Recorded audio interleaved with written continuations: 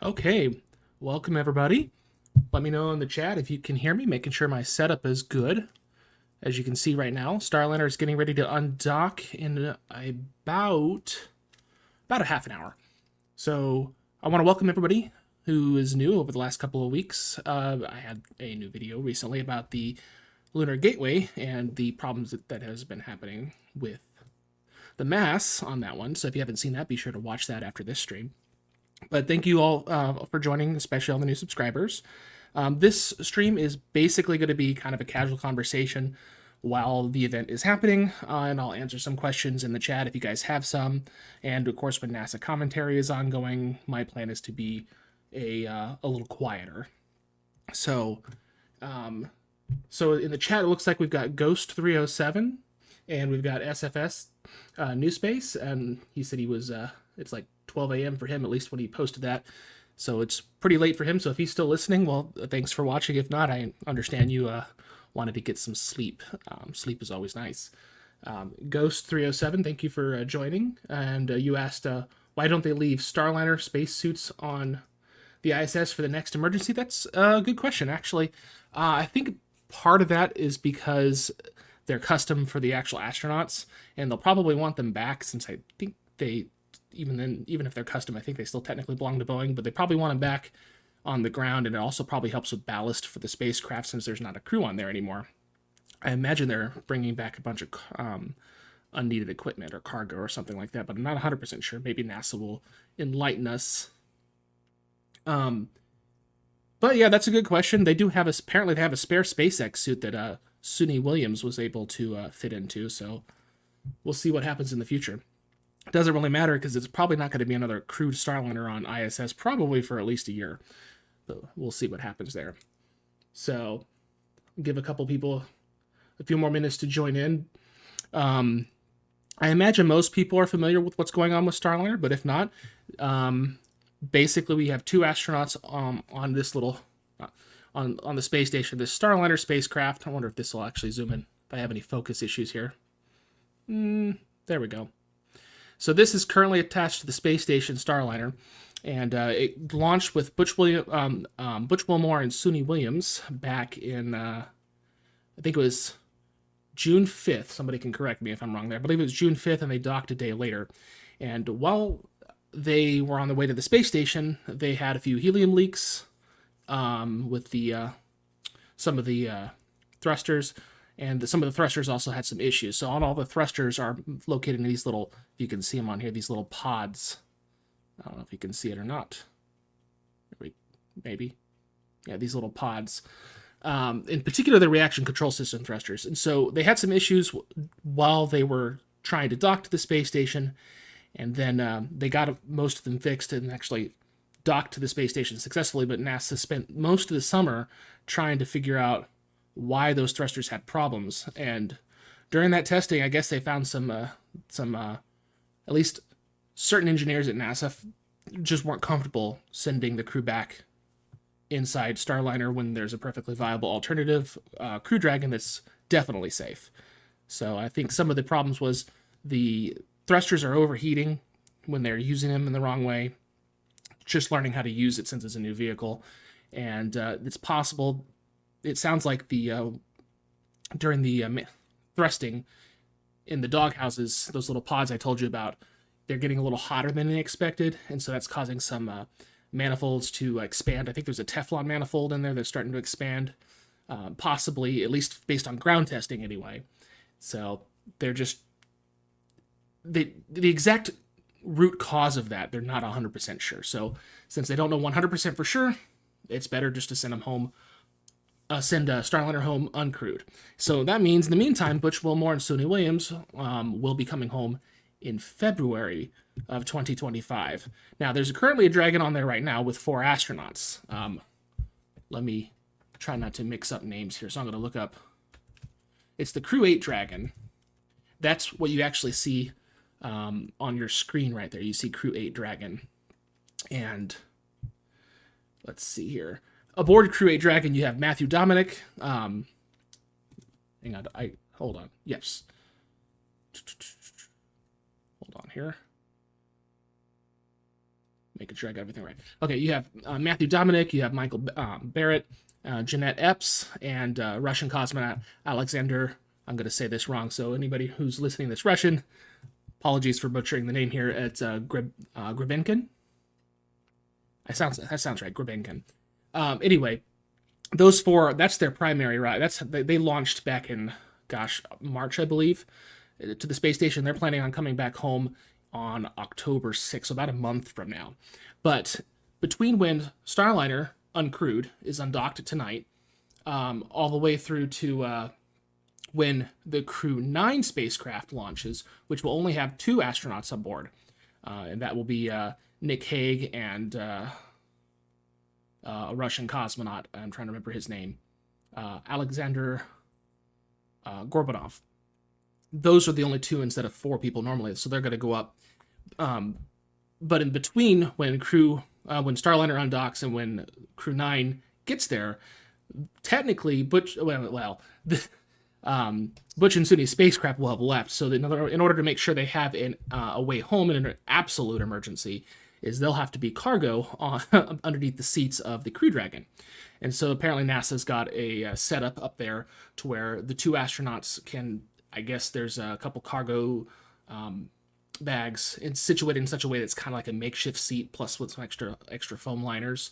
So they'll be there, not in pressure suits sense. There's no pressure suit compatible. They don't have their SpaceX. There's no SpaceX suit up there for them. Technically, there's one up there for Suni, but not for both of them. And the Starliner suits aren't compatible. So they'll be, if there was an absolute emergency between now and when Crew 9 arrives, they would go home in that Dragon in basically a shirt sleeve environment underneath the 4 seats strapped in like cargo. So that would be a little unnerving. But as I pointed out to other people, if that ends up happening, that's actually the lesser story. That would basically mean something bad had happened with the ISS, and that's the bigger story.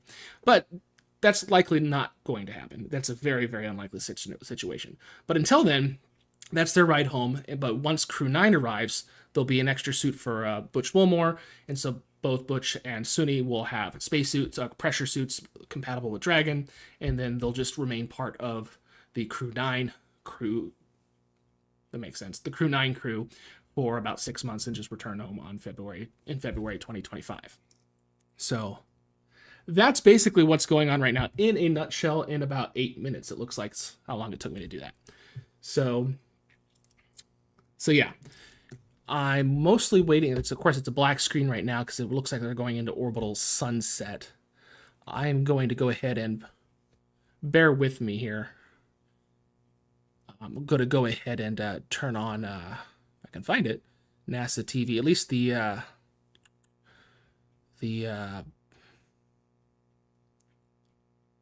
stream. There we go. And let me turn off that in case there's some extra stuff going on there. And I'm going to... Yeah, it's a very rudimentary stream today. So I'm going to go ahead and... I guess I had to wait for that to come up. So we'll just do... I guess we'll go back to ISS Live and wait. Yep, that's what happens. I'm a one-man show here, guys. Okay. We'll go back to the black screen. So mostly we're waiting for NASA commentary to start, and I believe it's supposed to start. Actually, probably should have actually looked when that start time was. I think it's I think it's in about 5 minutes it's supposed to start. So I'll look that up then. So if anybody's got any questions about Starliner, the situation, why NASA decided to do what they did, and yeah, just let me know. Just a little commentary on my part. Like I said, this is mostly going to be kind of a casual conversation here. I think the scariest part, now, obviously they're professional, and they're completely safe up there. NASA's got contingencies. But I tell you, once Starliner undocks, it's probably going to be very weird for Butch and Suni to, look out the window and there goes their spacecraft.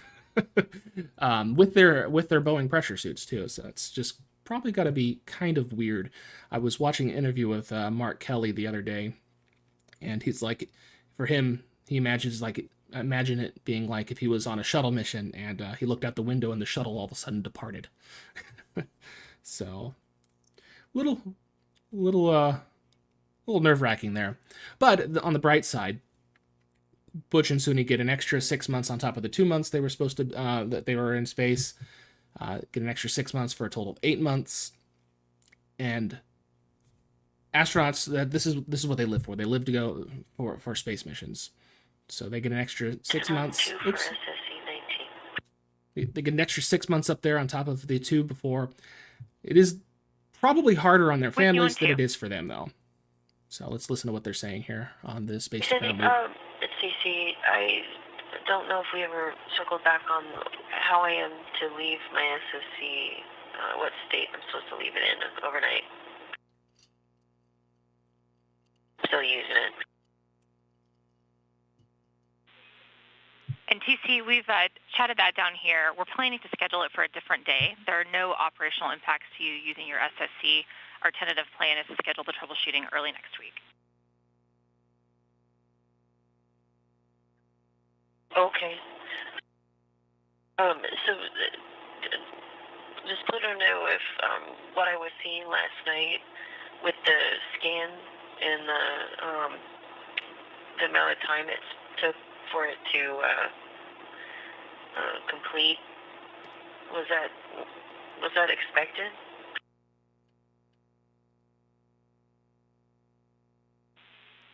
Yes, I'm hearing that was expected. Okay, because I literally went to sleep and I woke up and it was still going, and I just did a hard shutdown of the SSC.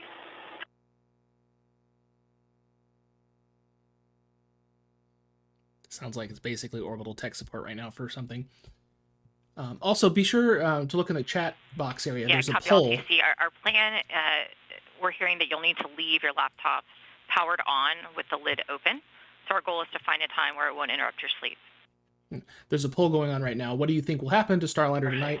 Okay, then we'll wait till next week. Thank you. Our pleasure. I've got several options for you to choose there. We have undocks and land safely. Undocks, but the landing gets delayed because maybe thruster issues and they gotta troubleshoot something. And we have thrusters fail, stuck in orbit. Basically, the idea for that option is it's just stuck and just has to wait for atmospheric drag to bring it down. Oops. Hang on. I don't know what's going on there. Hang on just a second.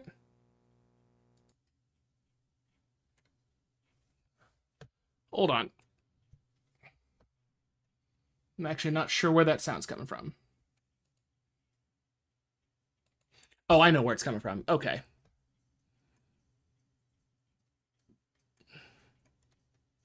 Hold on. Ah! Gotta get demonetized with this music here. Stand by.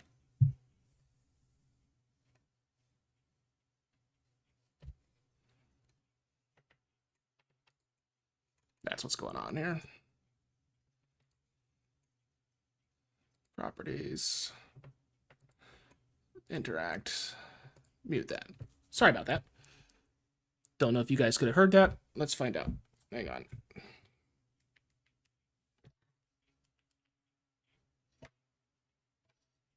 You guys may not have actually heard that.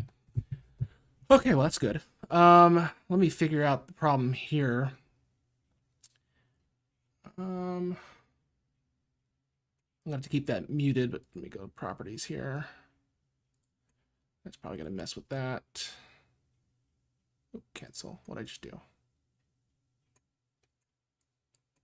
Okay for that. That's gonna mess with that. Okay. Good evening and welcome to the Starliner Mission Control in Houston, where teams are preparing for the autonomous undocking and departure of the uncrewed Boeing Starliner spacecraft from the International Space Station. Perfect. Undocking today is currently planned for 5:04 p.m. Central, 6:04 p.m. Eastern. I'm Anna Schneider with NASA Communications, and joining me today in Starliner Mission Control is Lauren Brennicke from Boeing Communications. Across the hall in the International Space Station Flight Control Room, we also have NASA's Rob Navius. In preparation for today's undocking activities, the teams here in Starliner Mission Control and the Flight Control Room, Flight Control team in the International Space Station Flight Control Room recently completed the go, no-go poll for Starliner's undocking. The teams all polled go to proceed with undocking. And the team here in Starliner Mission Control is being led by Flight Director Chloe Maring. Today's undocking will set Starliner on its path home for landing at White Sands Space Harbor in New Mexico, targeting approximately 11 p.m. Central, Friday, September 6th, midnight Eastern on Saturday. NASA astronauts Butch, Wilmore, and Sunny Williams flew to the International Space Station in June as part of NASA's Boeing crew flight test, lifting off atop a United Launch Alliance Atlas V rocket from Space Launch Complex 41 at the Cape Canaveral Space Force Station in Florida on June 5th. The Starliner spacecraft docked to the International Space Station on June 6th. During the June 6th rendezvous, NASA and Boeing identified helium leaks and experienced issues with the Spacecraft Reaction Control System, or RCS thrusters, as Starliner approached the station. Since then, engineering teams have completed a significant amount of work, including reviewing a collection of data, conducting flight and ground testing, hosting independent reviews with agency propulsion experts, and developing various return contingency plans. The uncertainty and lack of expert concurrence did not meet the agency's safety and performance requirements for human spaceflight, thus prompting the NASA decision to return Boeing's Starliner spacecraft to Earth without astronauts Butch, Wilmore, and Sunny Williams aboard. The uncrewed return allows NASA and Boeing to continue gathering testing data on Starliner during its upcoming flight home, while also not accepting more risk than is necessary for its crew. Wilmore and Williams will continue their work formally as part of the Expedition 71 and 72 crew through February of 2025. They will then fly home aboard a Dragon spacecraft with two other crew members assigned to the agency's SpaceX Crew 9 mission, NASA astronaut Nick Hague and Roscosmos cosmonaut Alexander Gorbanov. As part of NASA's Commercial Crew Program, this is Boeing's second flight to the International Space Station and third Starliner flight test overall, following a second orbital flight test in May of 2022.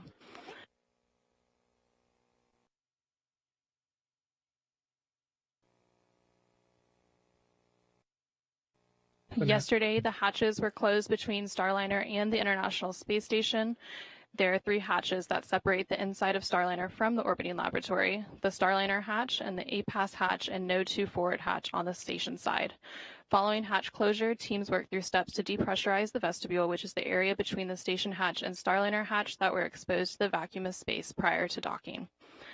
Shortly after the go, no-go poll earlier today, where the joint teams here in the Starliner Mission Control and the International Space Station Mission Control polled go for undocking, NASA astronaut Sunny Williams called down to the flight control team on Space to Ground to share some words with the team before Starliner's departure later today. We'll go ahead and replay that exchange for you now. Station Houston, Space to Ground 2 for Starliner undock status. Go ahead, we're with you.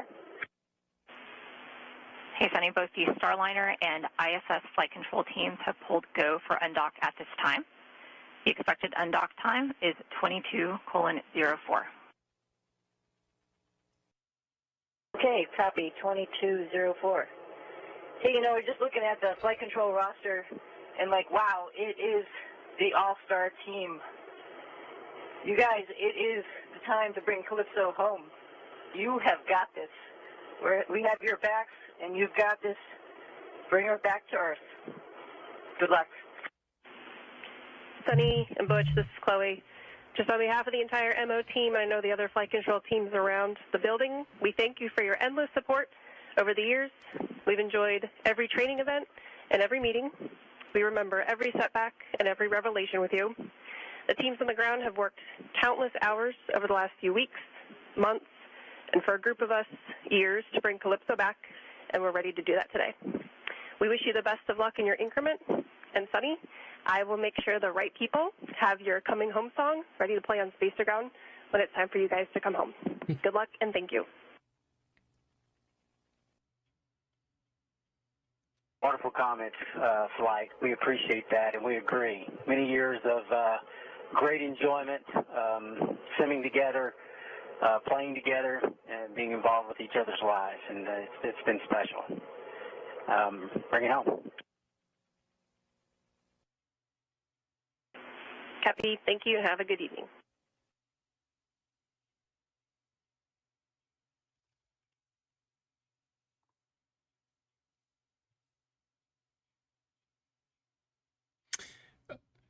We are now just over 13 minutes away from today's planned undocking. As we continue to approach that undocking, you can see the team here and the Starliner mission control team working in tandem with the ISS flight control room across the hallway. Just before we came on the air here, the teams opened up the helium manifold to check Starliner's leak rate. Everything looks good. The teams say the rate remains steady, and we have plenty of margin for the rest of the flight. So let's talk a little bit about what is coming up. At around 5:02 p.m. Central, 6:02 Eastern, we are going to be listening for the authority to proceed for undocking. After the ATP, or authority to proceed, is issued for undocking, the hooks on the NASA docking system will begin to open. There are 12 hooks that seal the surfaces between the docking system and the ISS International Docking Adapter, or the IDA. Once all of those hooks are open, springs on Starliner's docking ring will push the spacecraft away from the space station. So again, we're expecting that undocking at 5:04 p.m. Central, 6:04 Eastern. And then just a few seconds later, at about 5 meters out, our first separation burn. Starliner's thrusters will complete 2 short firings to gradually increase the separation speed to help the spacecraft carefully move away from the orbiting laboratory.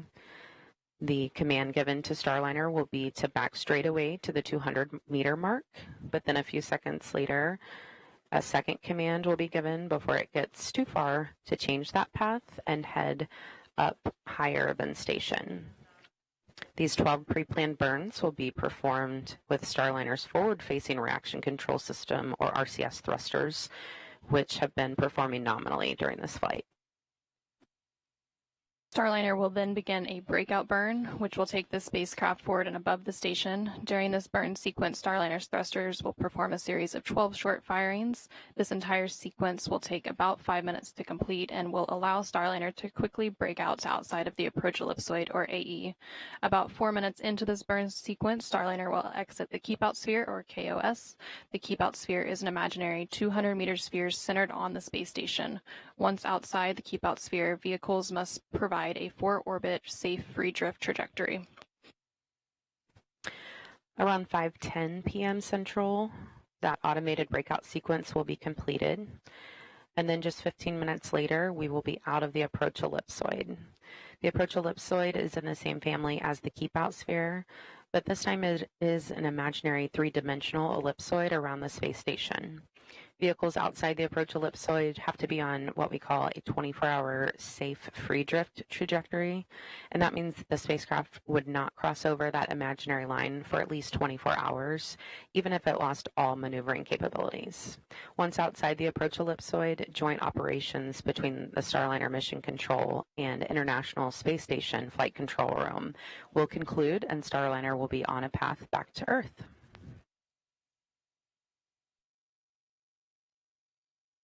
To say, Mr. Big Mouth on the chat says, now SpaceX will bill NASA for returning of the crew, and then goes through a 7 flight, the same number of butts, but different names, so no extra to charges. analyze weather predictions for the landing site at White Sands Space Harbor in New Mexico, and the weather continues to look good to support a landing later today.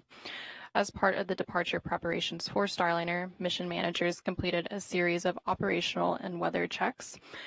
Yesterday, 24 hours before undocking, NASA analyzed the weather predictions for the landing site, and there are several different weather criteria that must be met. including winds at the selected landing site must be approximately 13 miles per hour or 12 knots or less when uncrewed, and ground temperatures must be warmer than 15 degrees Fahrenheit, and the cloud ceiling must be at least 1,000 feet.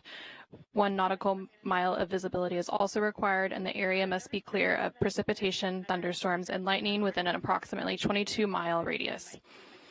A final weather check will also take place before the spacecraft's deorbit burn, which is currently scheduled for 10:17 p.m. Central, 11:17 p.m. Eastern.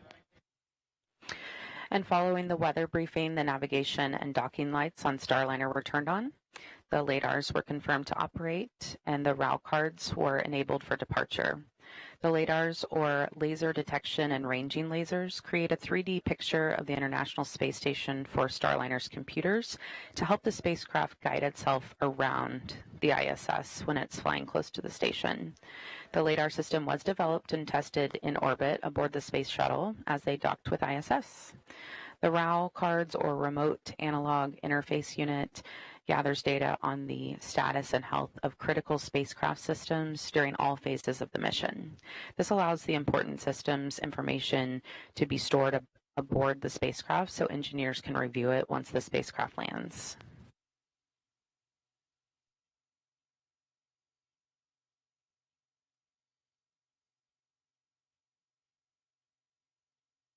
Just a reminder, we've got a poll in the chat for anybody who wants to guess what you think will happen with Starliner tonight. And apparently less than half, well, about 50%, almost 50% thinks that everything will be fine, which is where I'm at. And the rest of you think something bad's going to happen, whether a landing gets delayed or thrusters get stuck or it can't undock. So everybody's got their opinions on this, which is, it's fair.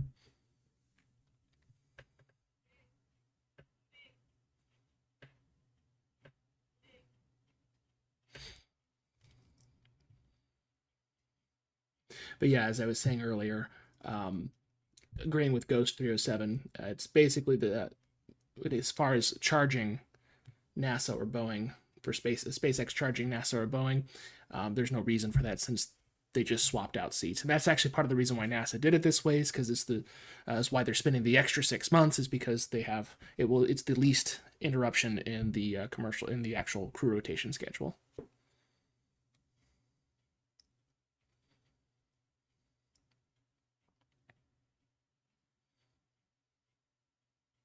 We're now just over 6 minutes away from the planned undocking at 5:04 p.m. Central. As we continue to stand by for Starliner's departure from the International Space Station, I'll hand it over to NASA's Rob Navius for an update from the International Space Station Flight Control Room.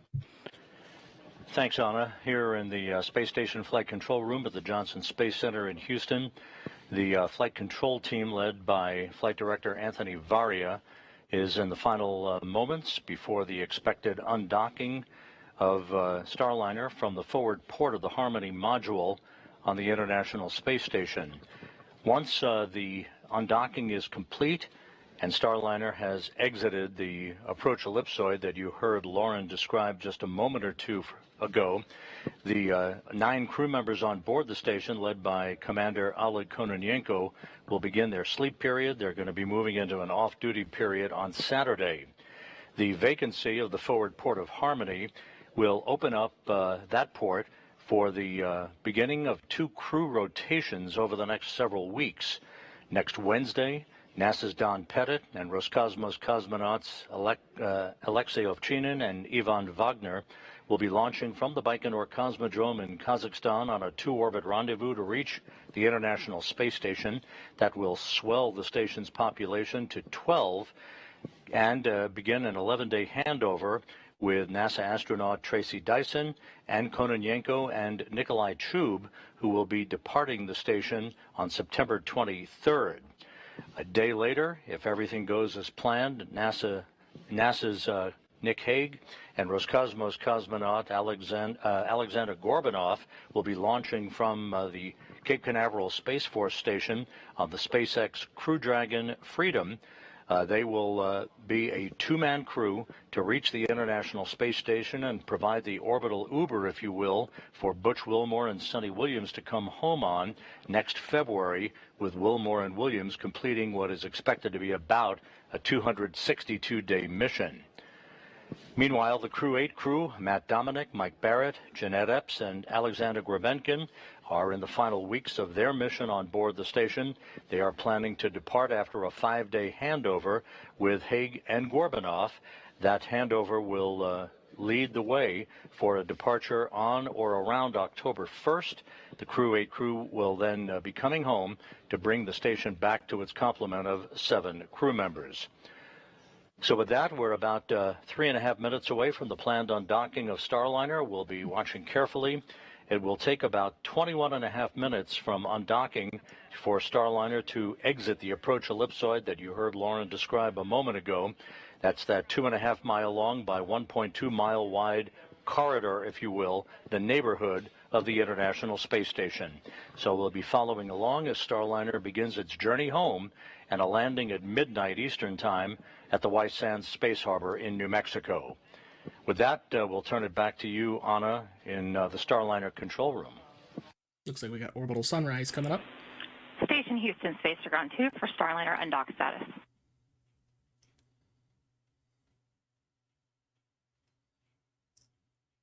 Go ahead. ISS and Starliner flight control teams remain go for an on-time undock at 22:04.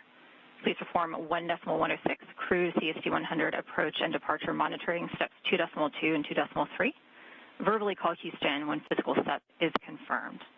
Be advised that NDS hook motors are driving. Space-to-space comm may be ready.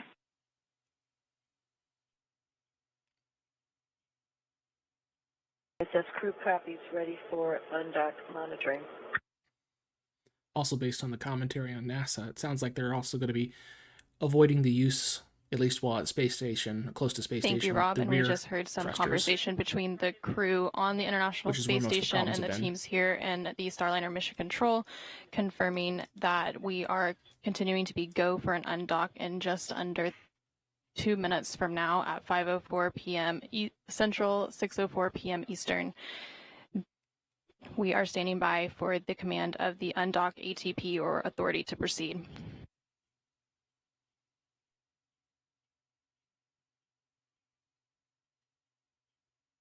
Once the authority to proceed is issued for undocking, the NDS or NASA docking system hooks will begin to open, and there are 12 hooks that seal the surfaces between the NDS and the ISS International Docking Adapter, or IDA. Once all 12 hooks are open, springs on Starliner's docking ring will push the spacecraft away from the space station. And Flight Director Chloe Marion just asked for quiet in the room as we are approaching 1 minute out from Starliner undocking.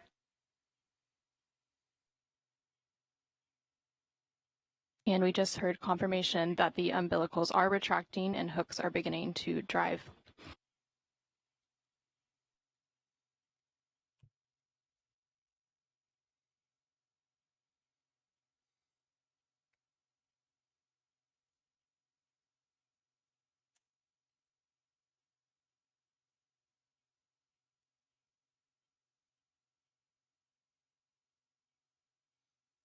I'm nervous for them. I'm not even up there.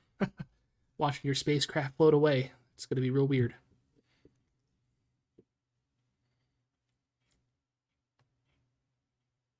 "30 seconds.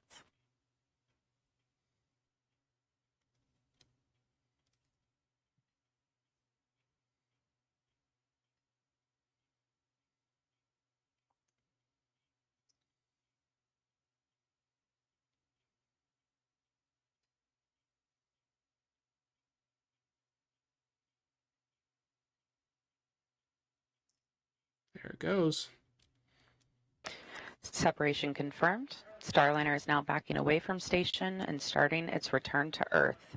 Starliner thrusters will then complete 2 short firings to gradually increase the separation speed to help the spacecraft carefully move away from the orbiting lab. There it goes. The vehicle is now about 2 meters away from the International Space Station. At the time of undocking, Starliner and the International Space Station were flying approximately 260 statute miles over central China.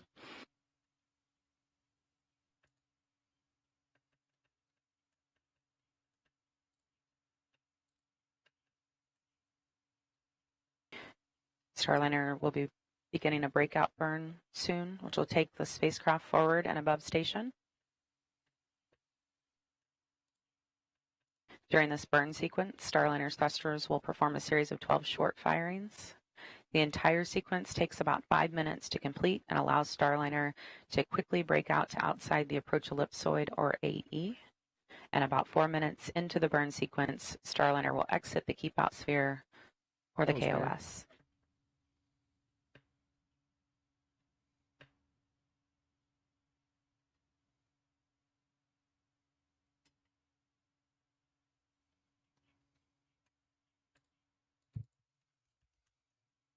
And you can see those thrusters firing there on the left of your screen as Starliner backs away from space station. And we are now just at 35 meters away from the International Space Station. We saw a good first burn. ISS thrusters enabled. Confirmation, all 27 jets have fired. Okay. Houston copies. ISS thrusters enabled. And you're seeing the light show there on your screen.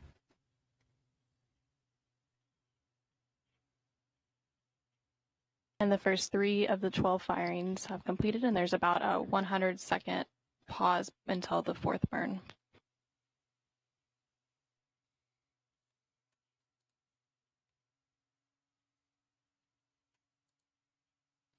The thruster firings are really pretty, though.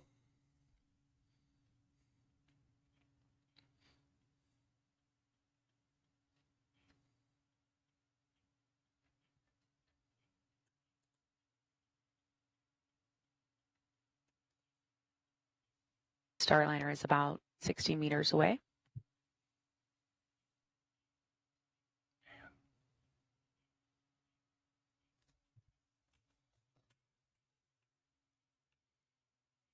And flight controllers are reporting good attitude and good control.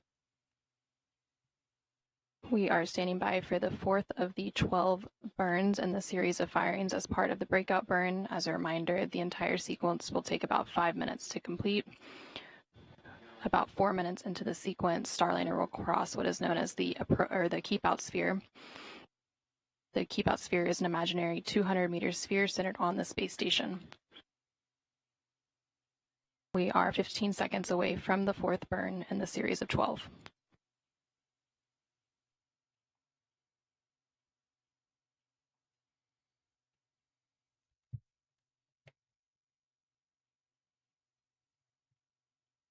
And you just saw burn 4, which just completed.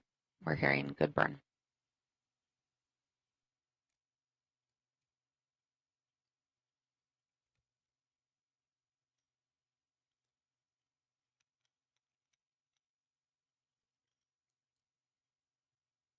And the 5th burn in that sequence of 12 just completed, and it was a good burn.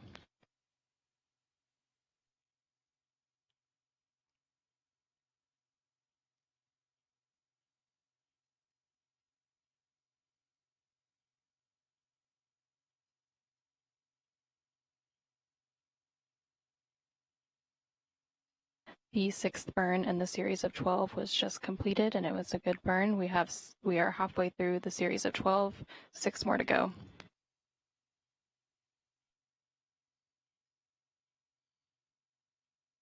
All good so far.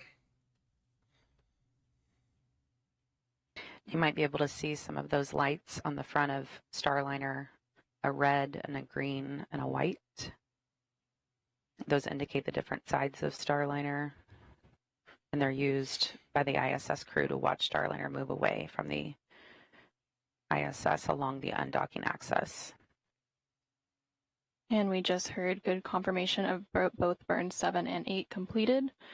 Starliner undocked approximately 5 minutes ago and has just a handful of short firings left in its breakout burn, and it is now about 150 meters away from the International Space Station.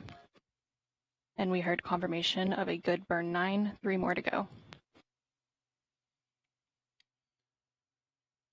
And this is an abbreviated undocking and breakout because they're trying to not push the thrusters, trying to make sure things don't overheat too much.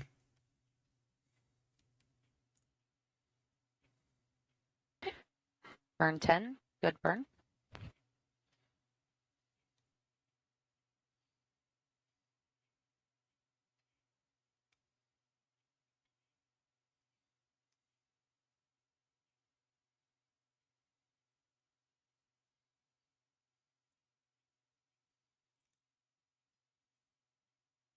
We have one more burn to go, but they have confirmed that Starliner has crossed the Keep Out Sphere, or the KOS, which is an imaginary 200-meter sphere centered on the International Space Station that helps flight controllers here on the ground monitor the arrival and departure of visiting vehicles. Station Houston, Space to Ground 2. Starliner has exited the Keep Out Sphere.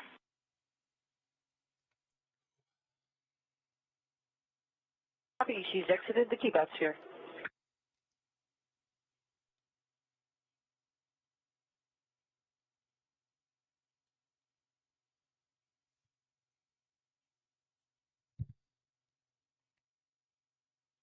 Wait for that last burn. A reminder, this automated breakout sequence was chosen to use Starliner's forward thrusters, which have remained nominal during this flight. And we heard confirmation that all 12 burns in this series of breakout burn firings have completed, and they were all good burns. Starliner has crossed the Keep Out Sphere. So the next milestone for Starliner's departure will be crossing the approach ellipsoid, or AE. The AE is another invisible shape monitored by the flight control team, measuring 4 kilometers by 2 kilometers by 2 kilometers. Starliner is scheduled to cross the approach ellipsoid in about 10 minutes. Vehicles outside the AE have to be on what we call a 24-hour safe free drift trajectory, which means the spacecraft would not cross into the approach ellipsoid for at least 24 hours, even if it lost all maneuvering capabilities. Once outside the approach ellipsoid, joint operations between Starliner Mission Control and the International Space Station Flight Control Room will conclude, and Starliner will be on a path back to Earth.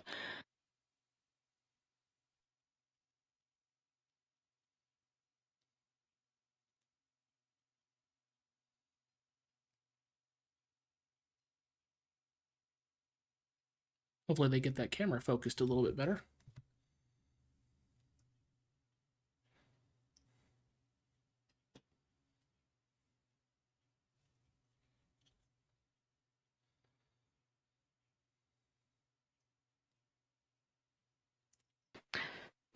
We're now taking a look from the VESTA system, which stands for Vision-Based Electro-Optical Sensor Tracking Assembly. It's a bit of a mouthful, so we like to call it VESTA. And this is a look from Starliner back at the International Space Station. The system is really the eyes of Starliner. It's able to pick up on features on the outside of station, like handrails and reflectors. You can see some of that on your screen there in the outlines. And it's the way to assess Starliner's position and attitude. It also gives the ground teams a very accurate look at Starliner's location relative to the station. So earlier we were taking a look from the station back at Starliner. Now we're looking from Starliner back at station.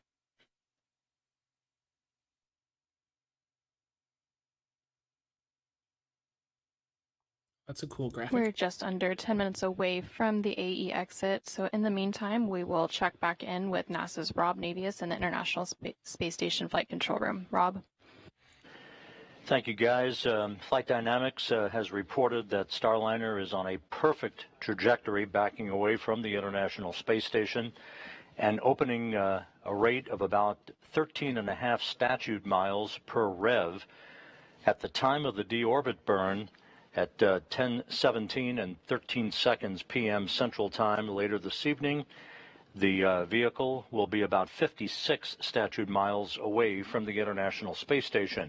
That deorbit burn, by the way, will be a 59-second burn to slow Starliner down by 129.9 meters per second, a 4 OMAX burn.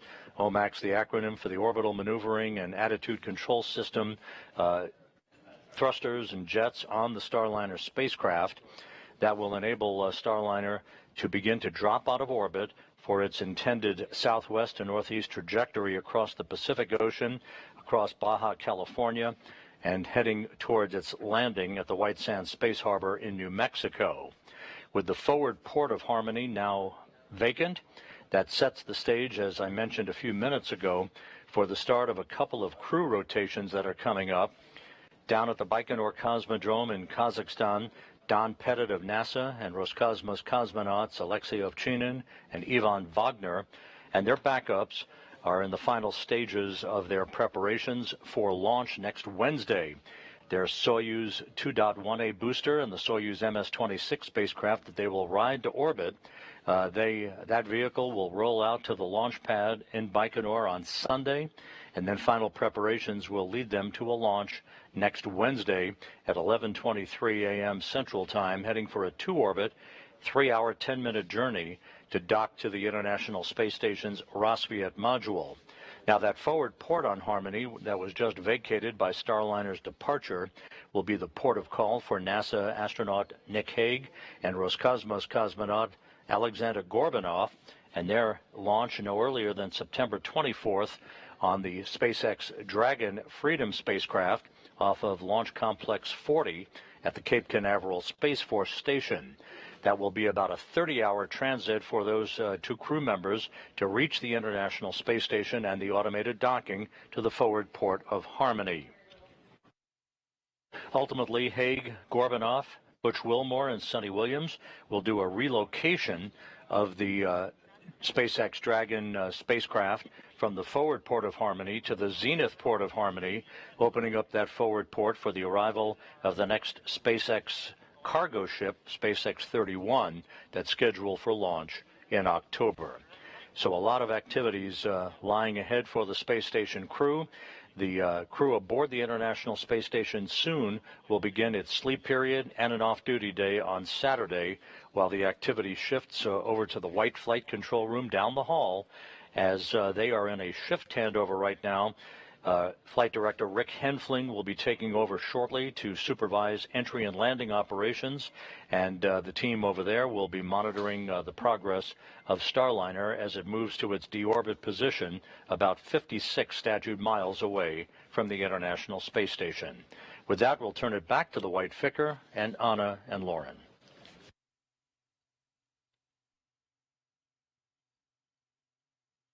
Thank you, Rob.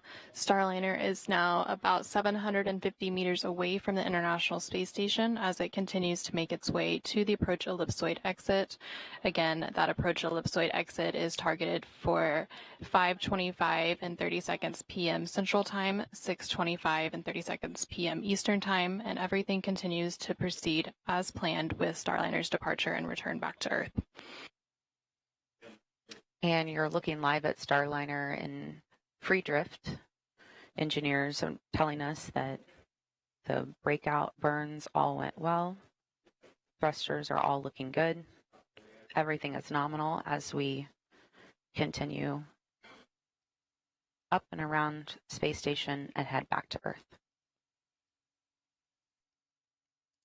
Again, Starliner undocked just a short while ago from the International Space Station at 5:04 p.m. Central, 6:04 p.m. Eastern, as the space station and Starliner were flying approximately 260 statute miles over central China. And shortly after that physical separation, Starliner's thrusters completed 2 short firings to gradually increase the separation speed and help the spacecraft carefully move away from the orbiting laboratory as part of the separation burns. And then Starliner began the breakout burn, which was a series of 12 short firings, which allowed the spacecraft to quickly move outside the keep-out sphere, and it is now approaching the approach ellipsoid exit. And once Starliner is outside of the approach ellipsoid, the joint operations between teams here in the Starliner Mission Control and the International Space Station Flight Control Room across the hall will end, and Starliner will be back on its path to Earth. I think that little dot there is Starliner all the way out there already.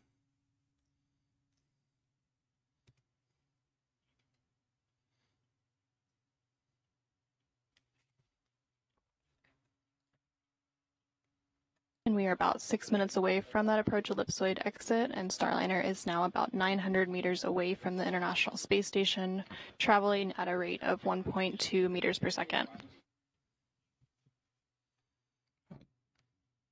15 minutes and already almost a kilometer away. That dot in the center of your screen is Starliner, looking from space station.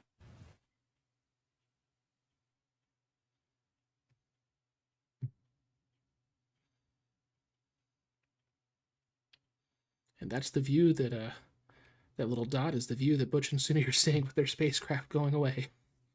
That's oof. Like I said, they're safe, especially with Crew 8 there, but it's probably got to be a little bit unnerving watching your spacecraft with your spacesuits just leave without you.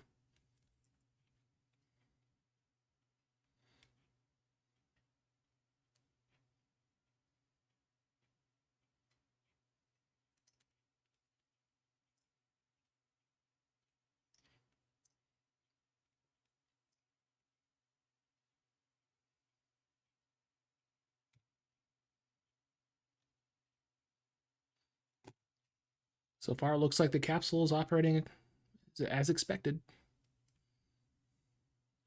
We are now about 5 minutes away from the approach ellipsoid exit. Starliner undocked from the International Space Station about 16 minutes ago at 5:04 p.m. Central, 6:04 p.m. Eastern. Starliner is now just over 1,000 meters away from the International Space Station.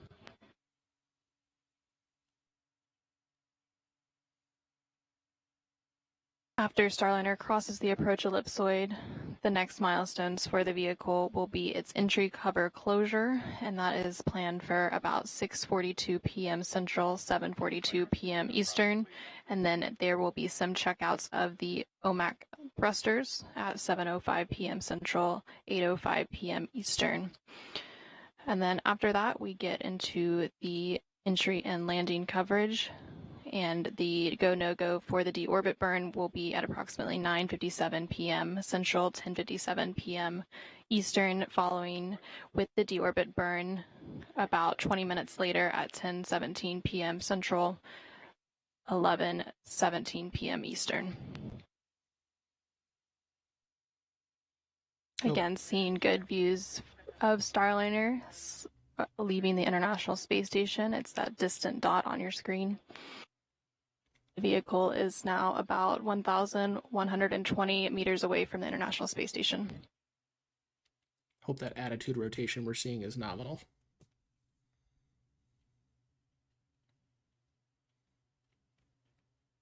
It probably is.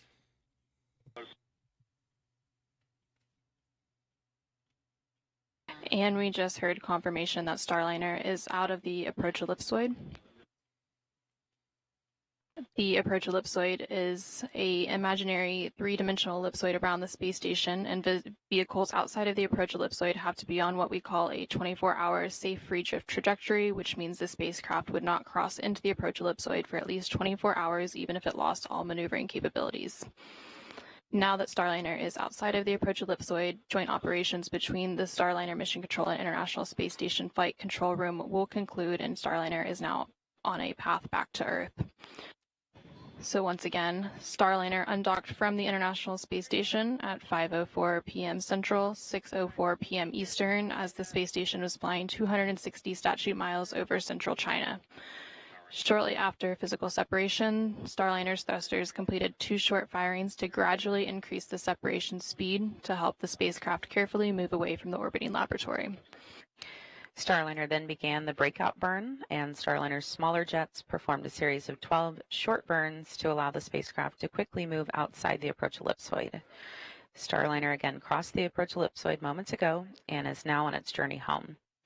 The next milestones for Starliner ahead of its deorbit burn, targeted for 10:17 p.m., include crossing the entry cover, closing the entry cover, and conducting checkouts of the OMACs, or the orbital maneuvering and attitude control thrusters. Those are the bigger jets on Starliner.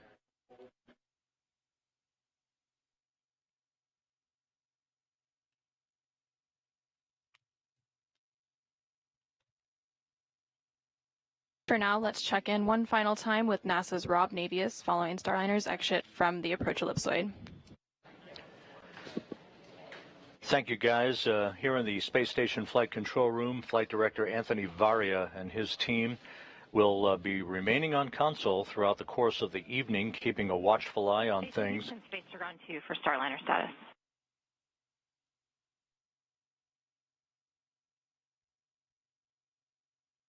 Go ahead. Calypso has exited the approach ellipsoid. Sunny, we are ready for RWS teardown when you are.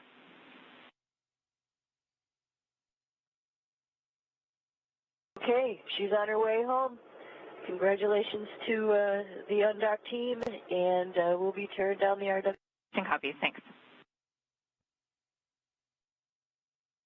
Spacecraft communicators are here in the station flight control room talking to Sunny Williams, International Space Station.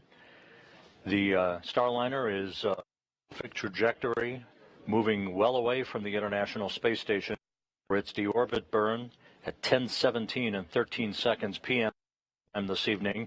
Once again, that'll be a 59-second burn of the 4 orbital maneuvering and attitude control system jets on the Starliner spacecraft to slow Starliner down by 129.9 meters per second, allowing it to drop out of orbit to begin its descent back into the Earth's atmosphere, and a landing just about midnight Eastern Time, 11 p.m. Central Time, give or take a few seconds, at the White Sands Space Harbor in New Mexico.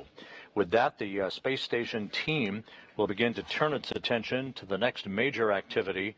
That will be the launch out of the Baikonur Cosmodrome in Kazakhstan on Wednesday of NASA's Don Pettit and Roscosmos cosmonauts Alexei Ovchinin and Ivan Wagner on the Soyuz MS-26 spacecraft that will increase the station's population from 9 to 12, and the beginning of a busy several weeks of crew rotations on the International Space Station, leading to the start of Expedition 72. So with that, we're going to call it a day here in the Space Station Flight Control Room, turn it back to you guys in the white Flight Control Room down the hall. All right, thank you very much, Rob. Starliner is now on its way back home to Earth and has about a 6-hour journey ahead of landing. We are targeting again around 11 o'clock Central, midnight Eastern for that landing at White Sands Space Harbor in New Mexico. We will resume live coverage of Starliner's deorbit entry and landing beginning at 9:50 p.m. Central, 10:50 p.m. Eastern. Until then, thank you for joining us for Starliner's undocking and departure from the International Space Station. This is Mission Control Houston. Okay, so I will keep this stream up. I'll put on a NASA's live ISS Live in the meantime. But yeah, everything seemed to go well. Let me put this back up real quick, and I'll keep talking for a few minutes before I go on a break myself. Let's go and interact here. Make sure it's live. Full screenify. Did I do that? Yep, we're good. So yeah, everything went well. I'm sure Butch and Sunita, I mean, again, the right call was made, but I'm sure they're probably wondering themselves, we could have been flying home in that. Everything seems to be going fine. But it's still got a long way to go. They got to test out the thrusters before they actually land. And then, of course, as you heard, the deorbit burn is in about, I don't know, about 5 hours or so. So my plan here is I'll put on a little bit of music in the background for those who just want to keep this up. But as you can see, I've got the ISS live stream, and I will probably be back at about my time, about Central Time, about 9:30, so about 10:30 Eastern Time. I'm not sure what that is, UTC. But yeah, I'll come back and do some commentary before NASA comes back on for the deorbit burn commentary and ultimately the landing. But yeah, let me know in the comments if you were surprised by how smooth that went. I personally wasn't, but they also did an undocking sequence that was very easy on the thrusters for this very reason, to prevent anything from happening. So, okay. And before if any of you decide to leave, be sure you hit the like button on your way out, and or even if you're planning on staying for the music, hit the like button. And thanks for tuning in, and like I said, I'll be back at about 9:30 on this same stream. So thanks again, and until next time in about 3 hours, ad Astra.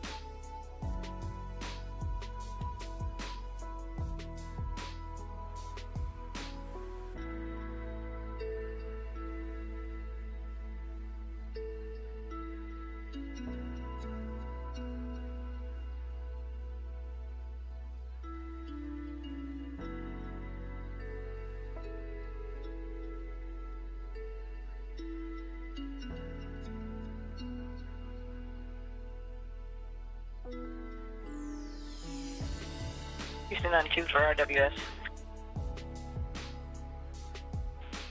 With you on 2, Sunny. Yeah, just a quick question. That UOP, there's a plug in it that says PCS power, so I'm just powering down the PCS as well. Is that correct? Checking.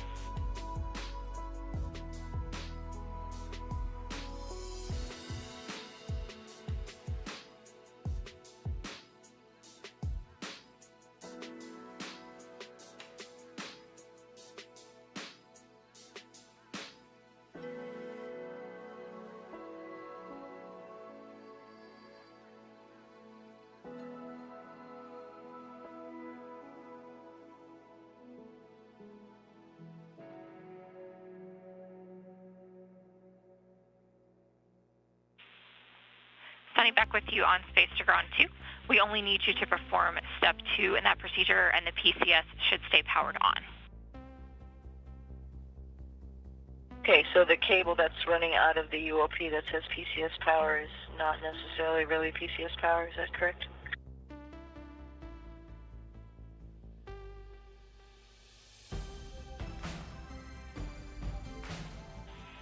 Sunny, we're checking.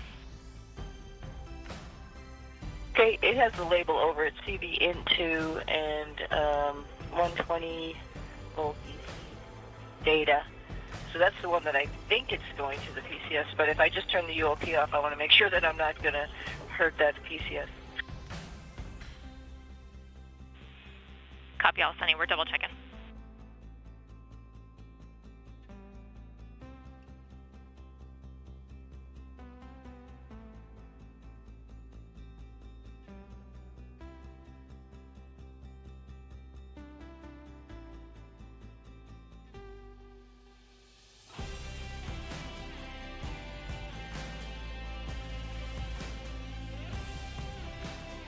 Okay, we just traced the line, and even though the label is on it, it looks like it's not connected to anything. It's connected to a cobalt brick that's not connected to anything else, and then it's powered off, so we're good. Houston, copy. Thanks.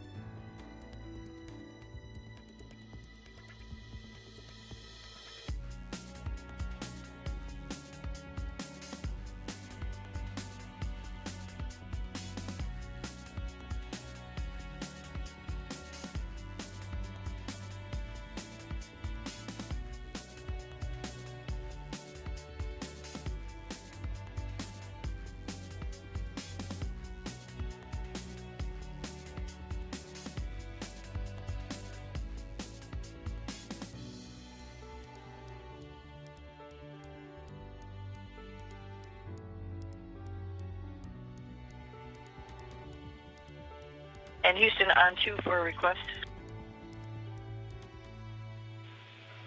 Sunny, with you on 2. Go ahead. And most of us are going to be up at 3 to monitor what's going on with the deorbit burn. So if you guys wouldn't mind, can you just give us a call on 2 with statuses at that time? Absolutely. We've got the next shift here in the room. They heard that request, and we'll do. Okay, thank you so much.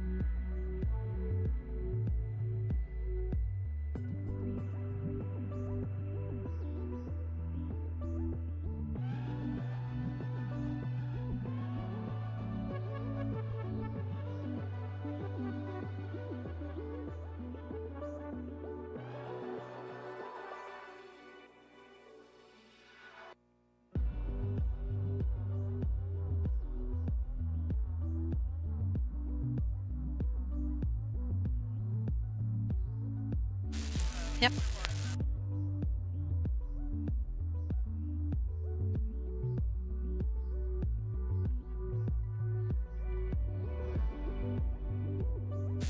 Yep.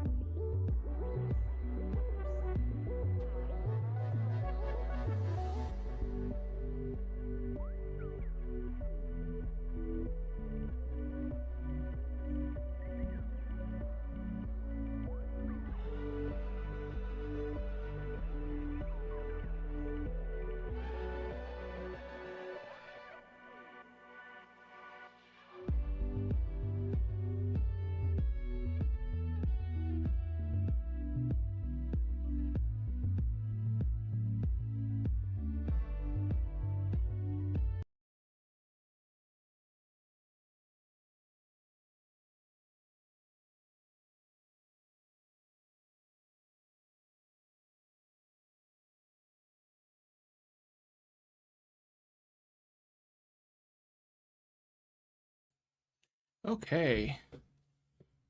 Good evening, everybody. Let me know if you can or cannot hear me. Man, it's getting late. I know it's even later for some other people here. I mean, I guess it's only almost 10 o'clock here, but it's been a long day for me. I've got my... Actually, this is tea, but plan on going to bed right after this. Starliner, as far as I know, is well on its way. As far as I know, there have been no problems, at least nothing that has been reported. So we should be good for deorbit burn at about 10:17 Central Time, or 11:17 Eastern Time. NASA TV should be going live in the next 10 to 15, about 8 minutes, something like that. Losing track of time here. So, going into the comments that I missed while I was gone. Let's see, Andrew asked how much did the Starliner mission cost? Well, specifically, if we're talking about the development of the entire Starliner spacecraft, NASA originally awarded them a fixed firm price contract of about $4.2 billion, but they've gone about $1.5 billion over that, and that's for the entire development, as well as the extra orbital flight test they had to do after they failed or partially failed first orbital flight test. So quite a bit of money. Now I don't know if any of that counts any crew rotation flights, starting with Starliner 1, which may or may not be the next mission. So I hope that answers your question there. This specific mission, I'm not sure how much it cost, but it's part of the development cost regardless. And Mr. Big Mouth asked, once the OMAC positions the spacecraft in the proper orientation for retrofire, and retrofire succeeds, the command module can use its own thrusters for positioning. What can go wrong after that? Well, there's not a whole lot to go wrong once it's... well, there's always something that can go wrong, but once it's in the... Actually, right now, this little door here... hang on here. This little hatch cover, entry cover, is actually shut right now on the spacecraft, so it should look about like this. Hopefully you guys can all see that in this little small square I've got. See if this actually focuses. Maybe it'll focus. Oh, there we go. Oh, no, it's focusing on me again. But once it does the deorbit burn with the OMAC thrusters at the back here, which is I think it's a 59-second burn. Yeah, all it has to do is separate the service module with the service module and capsule. Hope I didn't break that. Yeah, separate these, and then yeah, the thrusters on the actual space crew module, excuse me, can actually orient itself and do whatever it needs to do. So as long as they get rid of that service module and nothing goes wrong there, there's really nothing serious that can go wrong. At least with the thrusters. Now, it's spaceflight. Something could always go wrong, and it's some unexpected things have already happened with this spacecraft anyway, so who knows? Who knows? But let me put this back together here. Yeah, things. Hang on here. Where? Sorry, making sure the capsule's in the right position. There we go.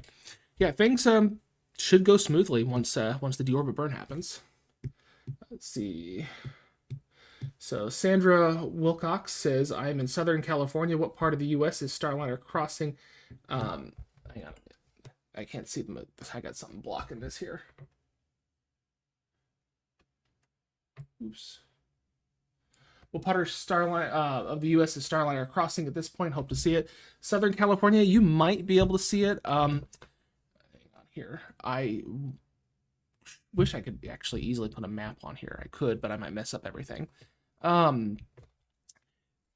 It's actually coming in from the Pacific Ocean, from the southwest.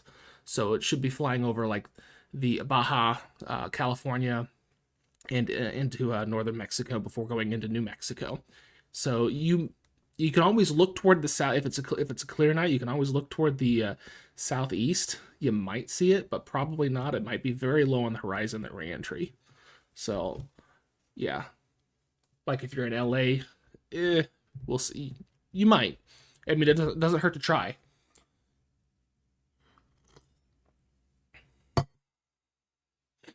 Hang on here. Let me make sure some of the other settings I've got are going properly on my stream here. There we go. Turn that off. Here we go. Okay. And I need to make sure NASA TV is set up to go live when it's time. Hang on here. I could turn that off. One man show here. Sorry about that. So that should be good there. Do properties. Oops, not properties. And no, can't do that just yet. Oops. But yeah, if you are under the reentry path, specifically if you're north central Mexico, maybe a little bit in the Baja California area, or even right there in south central New Mexico, you'll see it. It should be a clear night.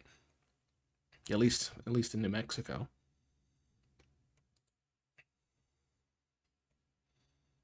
Why is this not want to do what I want it to do?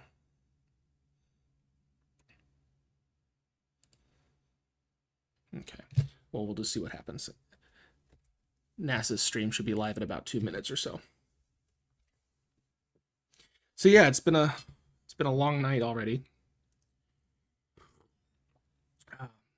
I had to get some tea so I wouldn't fall asleep. But yeah, the deorbit burn is about 10:17 Central Time, 11:17 Eastern, and then the landing is right around midnight Eastern. So 11 o'clock my time here Central Time. So let me see if I can find that map. Maybe I can try not to mess too many things up and see if I can show it to you. I know. Oops. Actually, NASA's starting to go live here. Give me a second. Interact.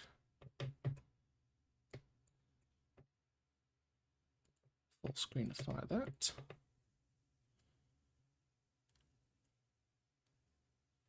And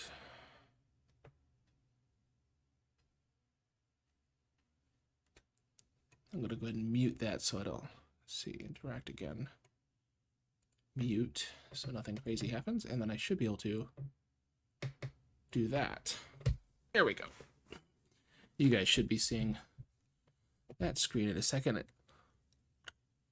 And oh, they're going to go straight to it. And here we go. I'm Lauren Brennicke with Boeing. Starliner safely departed the International Space Station and is on its way back to Earth. Starliner is making its return autonomously tonight without NASA astronauts Butch, Wilmore, and Sunny Williams after a decision to return without crew was made during a flight test readiness review last week. But the team here in Mission Control will be watching over Starliner over the course of the next hour and a half as the spacecraft fires its engines to drop back into Earth's atmosphere and make its way down for a landing in New Mexico at about 11 p.m. Central or midnight Eastern. The team here is led tonight by Flight Director Rick Henfling with weather assistance from Flight Director Mike Lammers. Henfling is just under 7 minutes away from polling the flight controllers here in the room on their readiness for Starliner to perform its deorbit burn at Starliner's landing zone. Teams in Florida, Houston, and New Mexico have been monitoring the spacecraft famously undocked from the International Space Station at 5:04 p.m. time while flying 260 miles over central China. NASA astronauts Butch Wilmore and Sunny Williams National Space Station in June as part of NASA's Boeing crew flight test lifted off a United Launch Alliance Atlas V rocket from Complex 31 at Cape Canaveral Space Force Station in Florida. That was 5th. They arrived at the International Space Station on June 6th. During that June 6th rendezvous, NASA and Boeing identified helium leaks and experienced issues with the Starliner's reaction control thrusters as the spacecraft approached the space station. Since then, engineering teams have completed a significant amount of work collecting and reviewing data, conducting flight and ground testing, hosting independent reviews with agency propulsion experts, and developing various return contingency plans.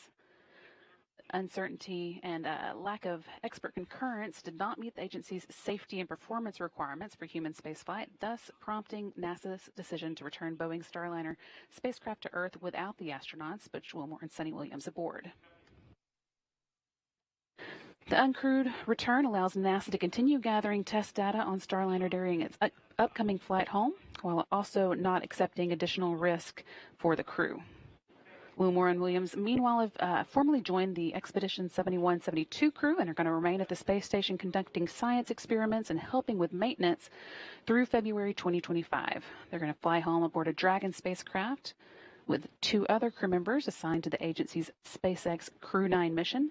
That is NASA astronauts Nick Hague and Roscosmos cosmonaut Alexander Gorbanov. On Thursday afternoon, the hatches were closed between Starliner and the International Space Station. And earlier today at 5:04 p.m. Central, the docking hooks released Starliner, allowing it to separate and begin moving away from the space station and into place for its journey home. You can see that video from earlier today playing here.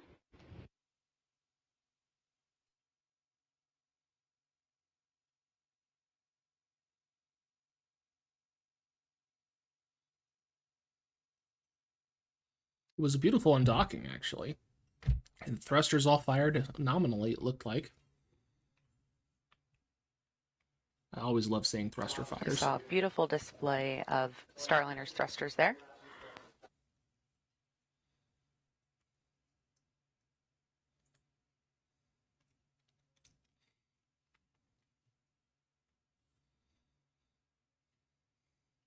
The whole situation's too bad, really, honestly.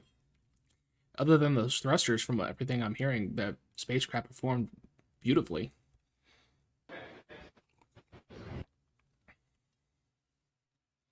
Which is why if this landing and reentry goes without a hitch, it's probably a good sign for the next flight.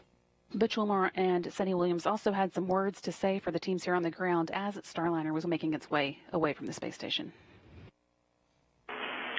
Station Houston, space to ground 2 for Starliner undock status. Go ahead, we're with you. Hey, Sunny, both the Starliner and ISS flight control teams have pulled go for undock at this time. The expected undock time is 22:04. Okay, copy, 22:04. Hey, you know, we're just looking at the flight control roster, and like, wow, it is the all-star team. You guys, it is the time to bring Calypso home. You have got this. We have your backs, and you've got this. Bring her back to Earth. Good luck. Sunny and Butch, this is Chloe. Just on behalf of the entire MO team, I know the other flight control teams around the building, we thank you for your endless support over the years. We've enjoyed every training event and every meeting. We remember every setback and every revelation with you. The teams on the ground have worked countless hours over the last few weeks, months, and for a group of us, years to bring Calypso back, and we're ready to do that today. We wish you the best of luck in your increment, and Sunny, I will make sure the right people have your coming home song ready to play on Space to Ground when it's time for you guys to come home. Good luck, and thank you. Wonderful comments, Flight. We appreciate that, and we agree. Many years of great enjoyment, simming together, playing together, and being involved with each other's lives, and it's been special. Bring it home. Copy. Thank you, and have a good evening. That again was a conversation recorded earlier today between astronauts Sunny Williams and Butch Wilmore talking with the Starliner flight director at the time of undocking, Chloe Meering. Since that undocking, when Starliner and the space station were flying 260 miles above central China, Starliner has been steadily increasing the distance between it and the space station, ensuring that it will be able to get into space into place to perform a 10:17 p.m. Central deorbit burn. Now in about 20 minutes. While it has been moving away, the flight controllers here on the ground took the opportunity to perform a few tests of Starliner's thrusters. During the test, the crew module's 12 small reaction control system thrusters, one of the jets, didn't fire when commanded. The reaction control system thrusters on the crew module are used to steer Starliner as it makes its way back down to Earth after the service module has been jettisoned. Because those 12 jets are divided into two redundant strings of 6, Starliner only uses one string during normal operations. So although this means a slight loss of redundancy, it shouldn't keep Starliner from getting through reentry and landing as expected. They lost a thruster, huh? Yeah, and Starliner has plenty of redundancy with this part of the prop system on the capsule, so no impact to the deorbit burn or reentry, and it's not required for flight rules. The team also tested 10 of the 28 reaction control system jets in the service module after undocking, and they all performed as expected. And here on the ground, the team just gave their go officially to Rick Henfling, today's flight director, meaning that tonight's landing of Starliner is on. That again is scheduled to happen, touchdown at 11 p.m. Central Time or midnight Eastern Time. So if I understood that correctly, one of the one of the crew module thrusters of the 12 did not fire, or did not command to fire. That's interesting. But like they said, they have redundancy, so not a big deal there. But still, that's kind of interesting.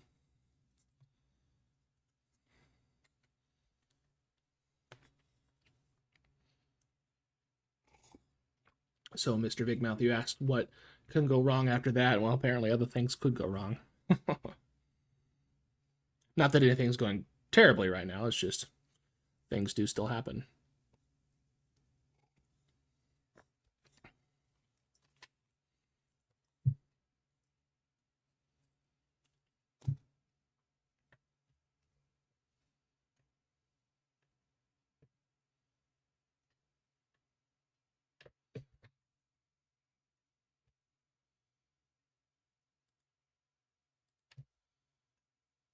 To make another poll here.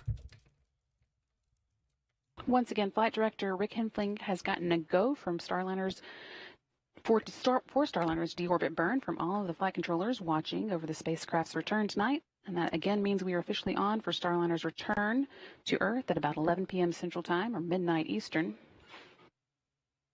The deorbit burn at 10:17 p.m. Central Time is now just 17 minutes away. That'll be a 59-second firing of 4 of Starliner's orbital maneuvering and attitude control thrusters on Starliner's service module. And joining us live from Starliner's landing zone with at White Sands Space Harbor in New Mexico, our colleagues Leah Cheshire from NASA Public Affairs and Boeing's Josh Barrett. Leah and Josh, how is it going out there? Thanks, Brandy. It is going well out here.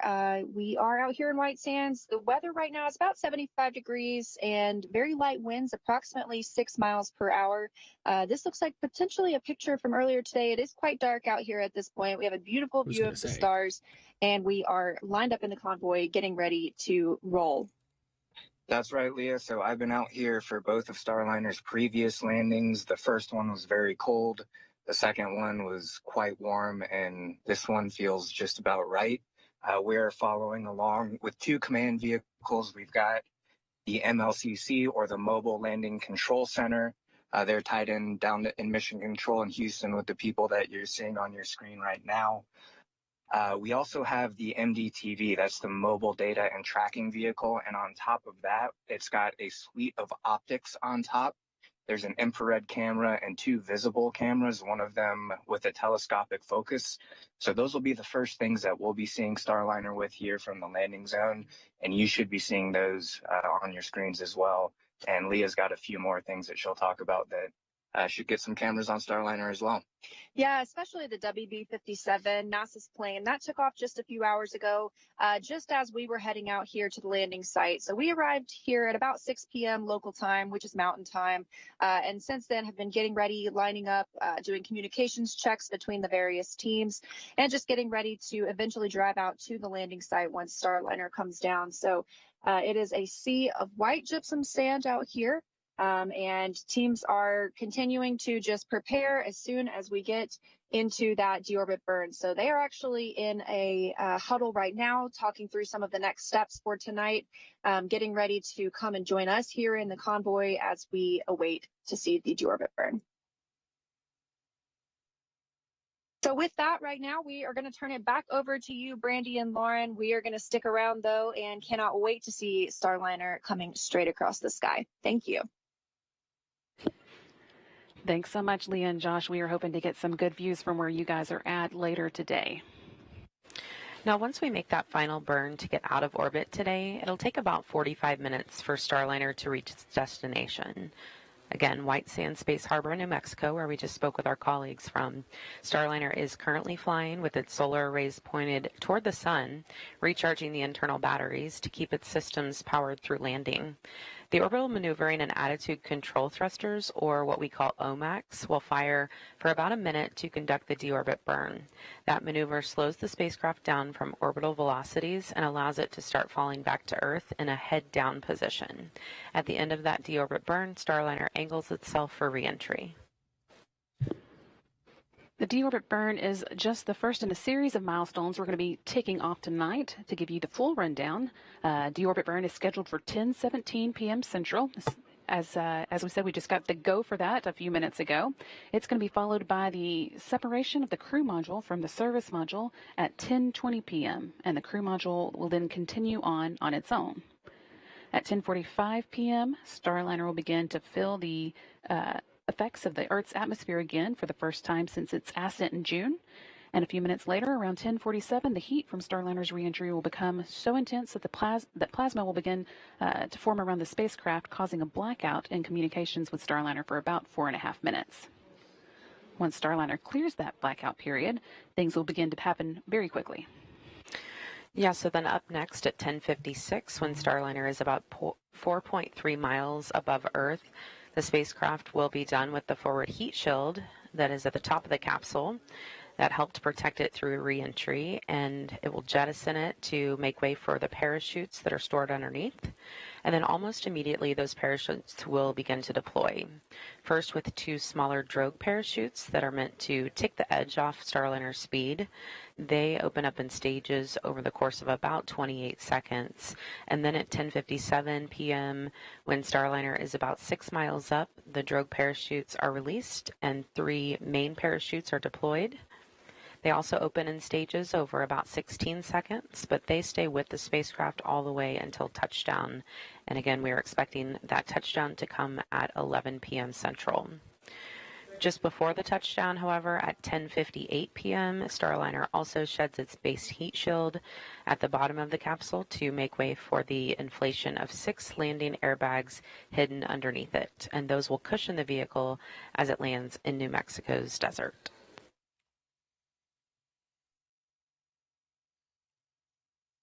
It's probably worth mentioning that we do not have video from Starliner. If you think back to June on its ascent and journey to the International Space Station, it's not able to send video down when it's not connected to the space station, so we won't be getting in-flight views from it, but we do have several cameras out at the landing site as well as some aircraft in the area that we are hoping to get some views from.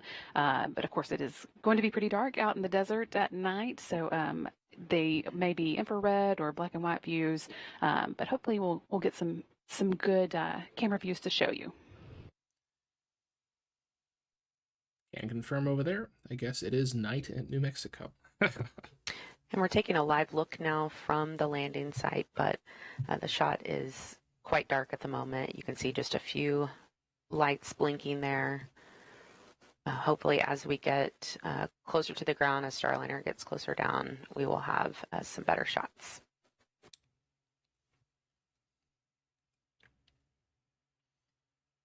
Yeah, Mr. Big Mouth, one more test flight to make sure and certify, then manned flights can resume. That may be what they do. It just depends. I think a lot of it will just depend on the outcome of this landing.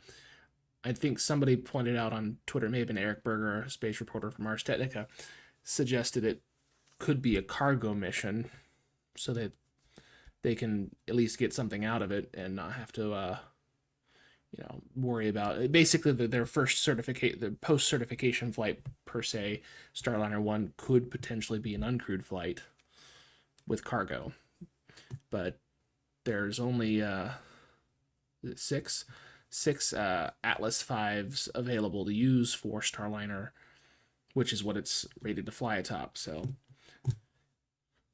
and of course the ISS is going to be at the end of its life by about 2030, although that may be extended. The landing and recovery teams have been out in the desert preparing for the spacecraft's return for several days. I've been speaking with them to catch up on some of the preps that have been taking place. They ran through a full mission dress rehearsal where they practiced the landing and recovery operation with all the different groups and functions.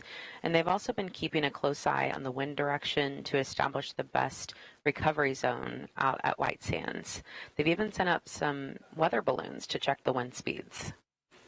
Tracking vehicles out there are equipped with cameras, so the team has been calibrating those. And again, although we don't expect any views from Starliner on its way down, we're hoping to get some good ones from those tracking cameras as well as aircraft in the area. We plan to have the WB-57 getting views while it is about 16,000 feet above the ground until the drogue parachutes deploy. And then at about 6,000 feet, we hope to see views from a Cessna in the area. Hey, that's a cool shot. And this is actually a current view of the Cessna as it makes its way out to the landing site, White Sands Space Harbor in New Mexico. Gotta love those infrared shots. And this is a shot from one of the ground cameras that we have on site. So again, although it is dark there, we are hoping to see some good views. And in the last few hours, the teams there on the ground have been at the holding area, loading up their vehicles, doing last-minute checks, making sure all the equipment is ready to go, and then shortly they'll begin moving into place to watch Starliner make its final approach. And then once Starliner lands, teams will move closer in a very strategic way. They will first stop at about the 500-foot mark away from the spacecraft, and then they'll move in closer to the 150-foot mark while ground teams safe the vehicle. That first team on site with Starliner will be what we call the gold team. They start recovery operations by performing what's called a sniff test, where they use sensors to check for hydrazine, one of the propellants that Starliner uses. They'll be wearing protective gear known as hazmat suits to prevent exposure to hypergolic propellants. Hydrazine is used as propellant, and if it turns into a vapor, it can be toxic. After the sniff test, they will notify the rest of the convoy when it's safe to approach, and then they're going to check the winds, make sure the entire landing and recovery team is staged uprange from the direction the wind is blowing for added protection. Now, everyone out there is part of a different color team, and they wear a vest with that color, so it's very obvious who does what. So the next step is the silver team, and their first job is to ground the spacecraft. Starliner will be powered down, but there could be some residual electricity. So before anyone can touch it, they will ground it and discharge it.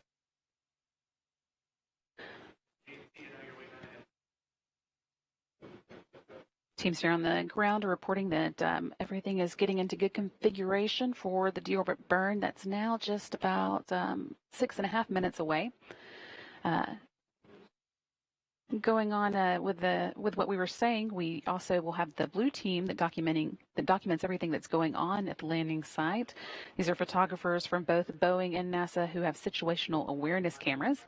And again, here's a current view of those teams all ready to deploy at landing. Yeah, that's the holding site that we were mentioning. And then, of course, you can see the mountains there in the background in this black and white view. Now, the green team hooks up the HVAC trailers to Starliner to get cooling on it, but their first job is to put up an environmental enclosure on the spacecraft, and that enclosure looks a lot like a big inflatable. It wraps around the vehicle to get cool air around it and make sure the critical systems don't overheat. Then the red team opens the hatch. That is mostly Boeing Fire and Rescue. They will back up the mobile access platform to Starliner's hatch, giving the team access. And Starliner will be bringing back more than 900 pounds of cargo, including a nitrogen oxygen recharge system, or what we call NORS tank, that NASA will service and refill for future space station needs. The teams will unload that cargo before Starliner heads back to Florida.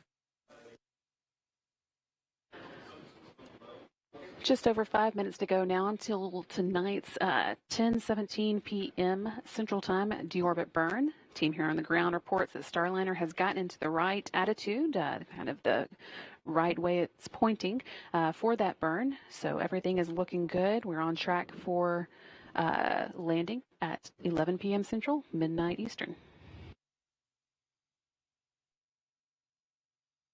And for those that missed in the chat, I've got a poll. What you think? Should the next Starliner mission have a crew aboard it? Yes or no? So far, 11 people have voted, and we got 18% say yes, 82% say no. Overwhelming majority so far. I think that NASA should have an uncrewed, or Boeing should have an uncrewed mission next. So let me know what you think. Go ahead and vote in the poll. Make your opinions be known. Yeah, I tend to lean toward make the next mission uncrewed, maybe an uncrewed cargo With mission just or a couple something. minutes or 4 minutes left to go until the deorbit burn, we're going to check in once again with the landing team and Leah Cheshire and Josh Barrett. Thanks, Brandy. Yeah, we are out here just waiting in the convoy area. Now, most of the team is taking part in a safety briefing right now as we prepare to watch the deorbit burn and the reentry and then move in toward the spacecraft. Like you mentioned, it's really dark out here. Josh and I were just able to take in the really beautiful sight of the Milky Way. It's so dark. So once the capsule starts to re-enter the Earth's atmosphere, we expect to have a pretty good view of the streak as that plasma builds up around the capsule itself. That's right. We should be seeing it come just over the southwest horizon, right through the saddle of kind of the mountains that are just overlooking the mountain range here. And remembering back to OFT-1, kind of the view that we should be having here is that we'll hear the sonic booms as well after we see kind of that plasma envelope. And then pretty quickly afterward, it is pretty remarkable how quickly it does end up over our heads. We'll see the flashes from the mortars, which deploy those forward heat shield parachutes, which take the forward heat shield off. Then we start hearing those mortars, and then the parachutes start to deploy. And then it's kind of slow motion from there as it drifts down. And we're seeing a lot of movement as teams have just completed that safety briefing here. So they're now all walking to join us at the convoy. So it looks like we are just a few minutes away from the deorbit burn, and the show is really getting on the road soon. So with that, we're going to turn it back over to you in Houston. We are Moment of truth coming just over up. 2 minutes away from the deorbit burn. At this point, Starliner has moved well away from the International Space Station and quite a few kilometers ahead of it as well. We had a number of smaller burns to ensure that Starliner was at a safe distance away from the space station before it performs the deorbit burn that will bring it out of orbit and on its journey back to Earth. And Flight Director Rick Henfling and his team expect Starliner's orbital maneuvering attitude control thrusters, also called OMACs, to fire around 10:17 Central Time, pushing the spacecraft out of its orbital flight path and onto its journey home. This deorbit burn will set us up for a touchdown time of about 11 p.m. Central or 10 p.m. Mountain Daylight Time out there in White Sands, New Mexico. Once it's there, control teams in Houston will begin powering off Starliner's radiators and solar arrays as the spacecraft now has enough power to get home, and sublimators will be taking over cooling. They use water to cool the cabin. Starliner is also, as we said, now in the correct attitude for performing the deorbit burn, and at this point, the service module and crew capsule are still attached to each other.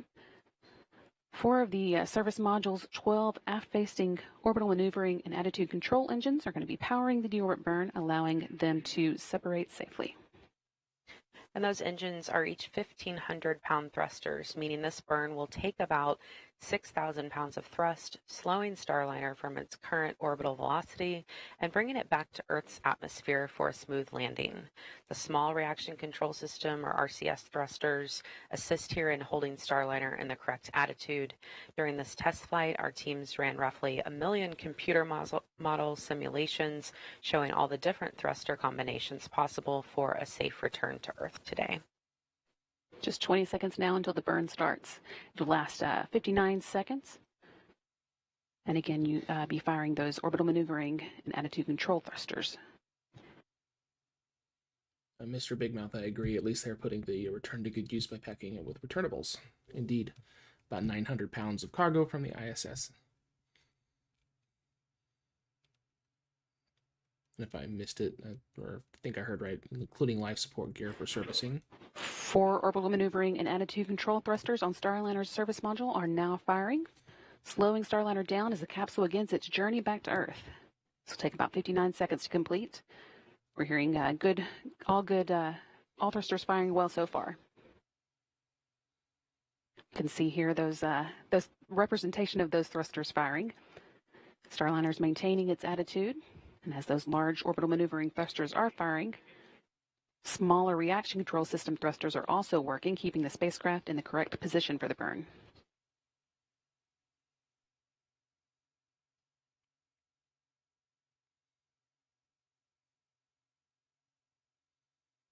Looking good so far. Still looking good.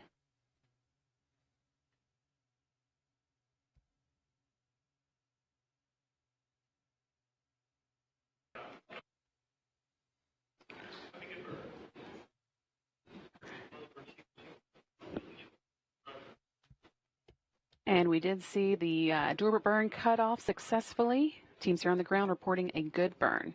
Starliner is now on its way to White Sands Space Harbor in New Mexico, and a planned touchdown at about 11 p.m. Central, midnight Eastern Time.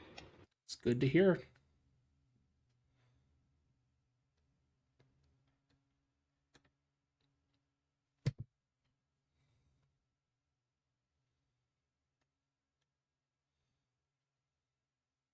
It's homeward bound now.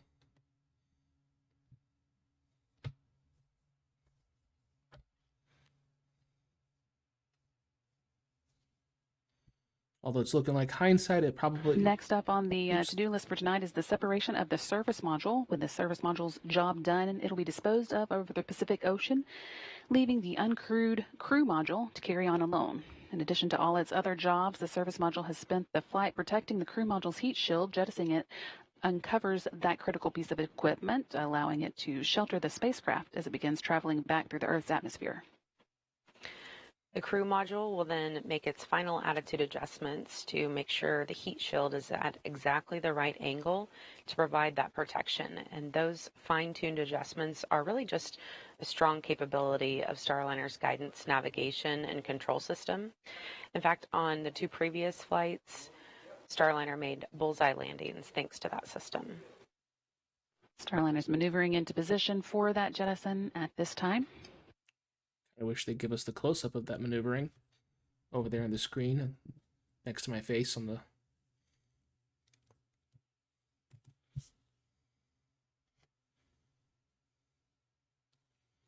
Yep, I agree. The 8-ball looks stable. Looks like get into separation attitude.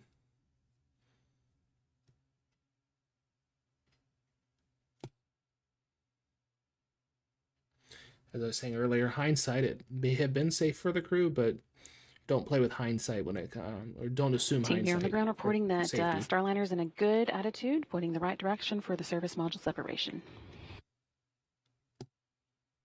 Oh. And the service module has just jettisoned, separated, and is now falling away. It will burn up during reentry over a remote part of the Pacific Ocean, and Starliner will continue on its path to New Mexico, where the landing and recovery team is waiting for touchdown. It is now just this. Starliner is now angling itself and its heat shield for reentry. The entry interface is coming up in just about 10 minutes. That's the hottest part of the reentry process, with Starliner's heat shield reaching about 3,000 degrees. To protect Starliner from those heat loads, the spacecraft has what's called an ablative heat shield. The outer surface of that shield heats up to a gas, which then carries the heat away from the crew module through convection. And our team calls this process a game of threes because during entry interface, the heat shield will handle those temperatures of about 3,000 degrees, but it will convert that heat to about 300 degrees with only 3 inches of ablator. And because of this protection during this hottest part of reentry, the inside of the spacecraft remains at about room temperature. When Starliner returned from its last 2 flights, the capsules landed with 2 black stripes up the sides, indicating the heat shield was ablated as intended. So we do expect to see that again today, and the team considers that a bit of a badge of honor.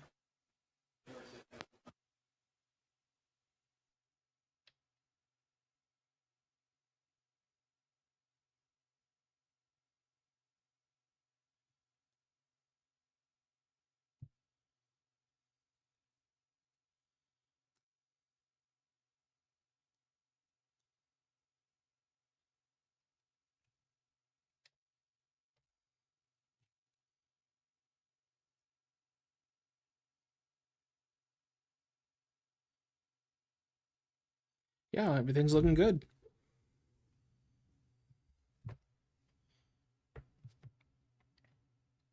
Looks like the poll has 20 votes.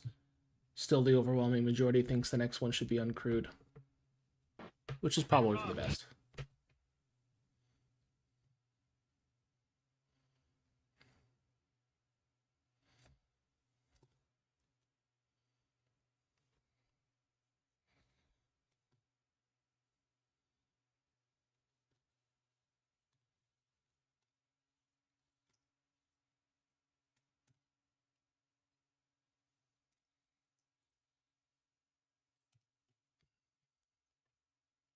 Let me see what the next major milestone is. Yeah, I think the next major milestone is atmospheric entry, which is at 11:45 Eastern Time.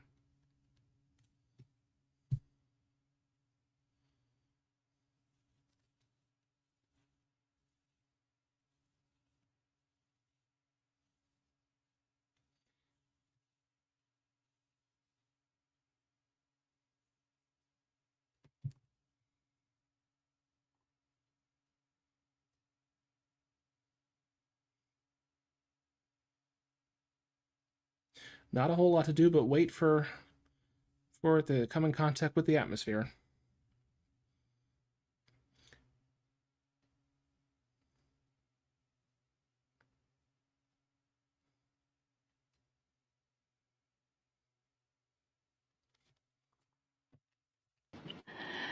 Once again, we did see Starliner deorbit or perform its deorbit burn on time at 10:17 p.m. Central Time, and then quickly turned around and jettisoned its surface module now that it has performed its duty over the course of the mission. We are still about 20 minutes away from entry interface, but things will start to happen quickly after that. About 4 minutes after we go into the entry interface, the heat from Starliner's re-entry will become so intense that the plasma will begin to form around the spacecraft, causing a blackout in communications with Starliner for about 4.5 minutes. And after that, we'll see Starliner jettison its forward heat shield that's been protecting the parachutes during re-entry. Then, when Starliner is around 30,000 feet above the ground, the spacecraft's parachute sequence will begin. Two drogue parachutes will start slowing Starliner down, and then they'll detach, and 3 main parachutes will deploy and inflate. At about 3,000 feet off the ground, the base heat shield jettisons, exposing the airbags, and then at touchdown, those airbags absorb the initial force of landing, cushioning the spacecraft for a soft, safe return to Earth.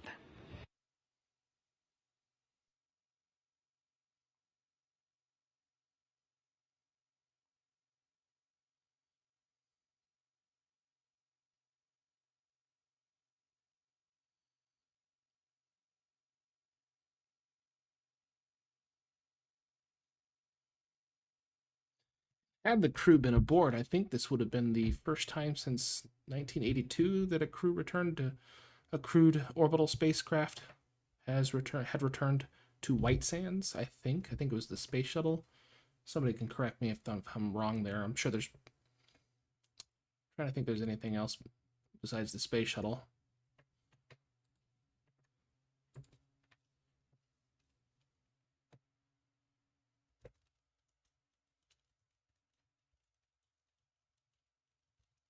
Let me look that up.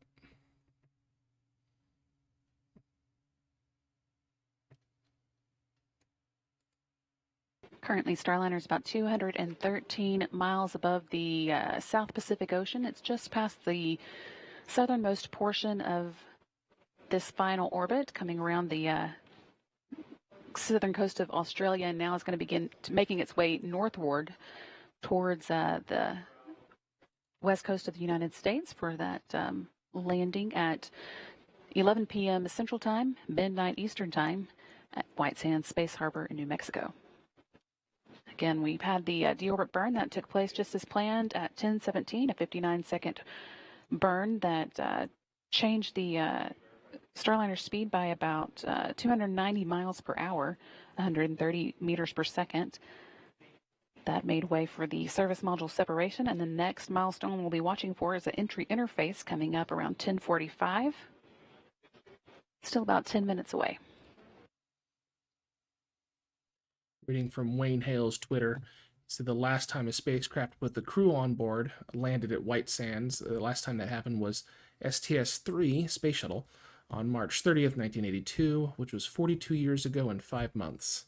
Of course, that's not going to change tonight since there's no crew on Starliner, but it could have. So that record will continue to extend. He does point out that there are still suborbital crews launching and landing on either side of White Sands. I think Spaceport America is just to the west and the other side of the mountains, and then, of course, in West Texas is where Blue Origin launches its astronauts on live view here of the recovery forces staged near the landing site, ready to move in once Starliner touches down. We are taking off milestones as expected for that 11 p.m. Central, midnight Eastern, or 10 p.m. Mountain Time touchdown today in New Mexico.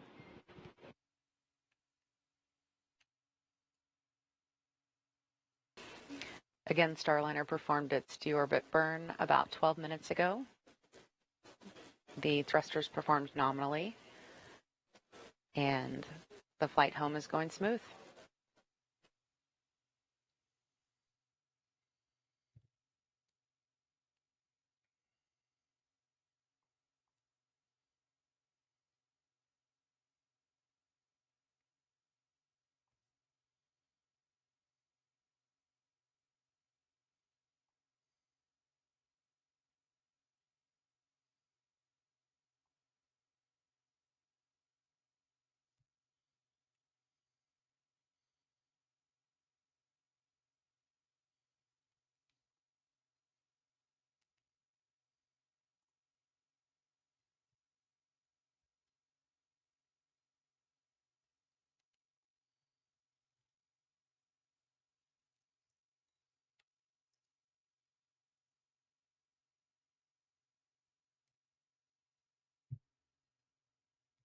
I knew, Mr. Big Mouth. I knew what you meant.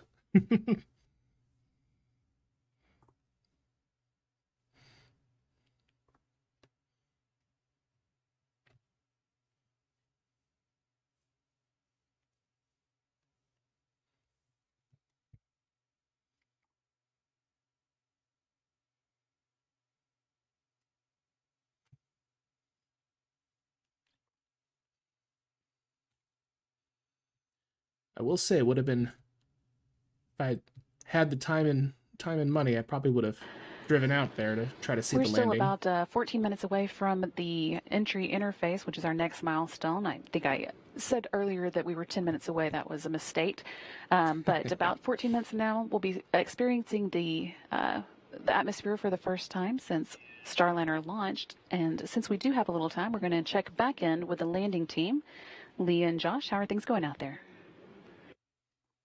Thanks, Brandy. Yeah, that was a great view of the landing convoy all lined up. I was just watching some of the gold team members getting suited up. As you mentioned earlier, that's going to be the first team to come in and inspect the vehicle. They're sniffing for those hypergalls or any of those dangerous fumes before the rest of the teams get the go to move in and approach the capsule. Of course, it's kind of a waiting game right now as we are still waiting to spot Starliner coming from the southwest. So a lot of us are outside of the convoy right now and keeping our eyes on the skies. Yeah, that's right. We've got about just under probably 3 dozen vehicles all lined up in 3 rows, just waiting to get that touchdown signal. Again, going through that convoy list that you guys went through already so well, behind that gold team after Starliner is declared safe, the silver team moves in and they do the electrical grounding. They'll also stabilize the vehicle just in case the airbags start deflating. We make sure that the hatch has a good stable orientation for red team to come in, and they're the ones with the hatch orientation. And once the red team establishes hatch access, actually the silver team has a fun job tonight in the dark. They're going to go start looking for the pieces that came off of Starliner, those heat shields, some of those lids from those parachute mortars. And then after that, after red team has hatch access and opens up the hatch, NASA's ISS program folks are going to come in for the cargo inspection. So again, we are expecting to start seeing Starliner coming across the horizon around the time that entry interface begins. But until then, just wanted to give you guys a hit from the landing site and the latest that we have going on here. So we'll toss it back over to you in Mission Control, Houston. Thanks so much, Leah and Josh. We are watching for that entry interface as well. We're now about 12 minutes away. Starliner continuing to make good progress following in that 10:17 p.m. Central Time deorbit burn. Again, we're looking at the landing and recovery team set up at the holding zone there at White Sands. Josh and Leah are embedded with that convoy, and they will make a very strategic move toward the spacecraft after touchdown, first stopping at about the 500-foot mark, and then they'll get the go to move forward to the 150-foot mark, and then once the vehicle is considered safe, they will move in.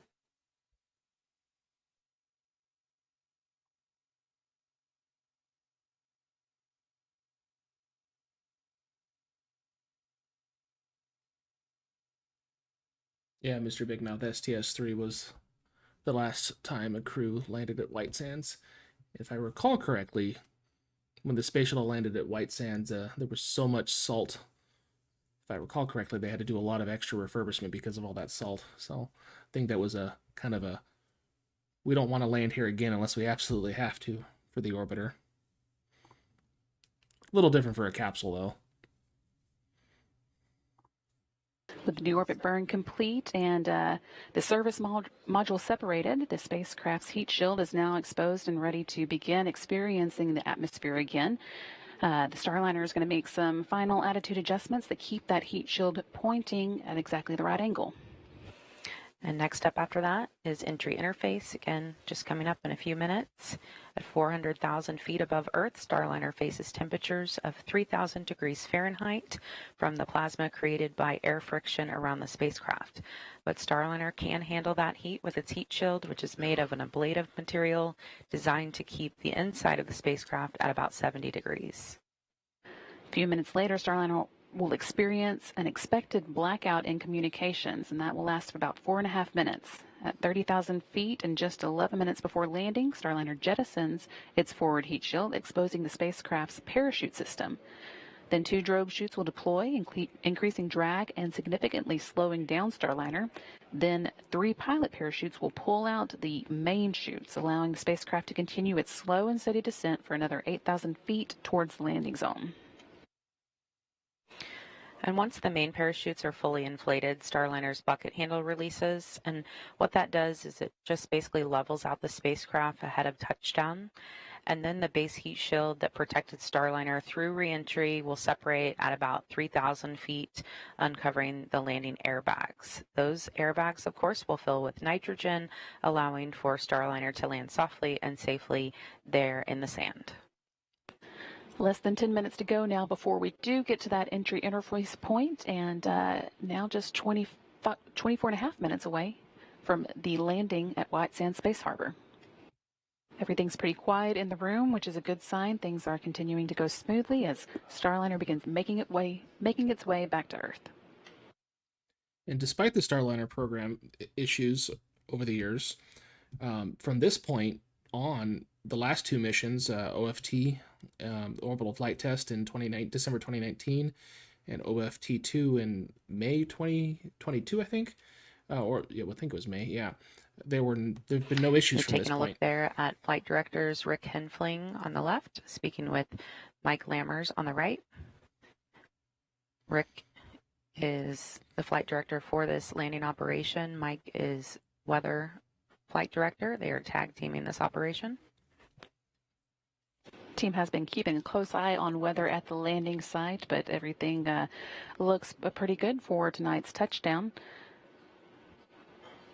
Yeah, about 79 degrees Fahrenheit out there. They reported 10 miles of visibility. The winds are within the limits, so we are looking good for a touchdown. Coming up right about 11 o'clock p.m. Central Time.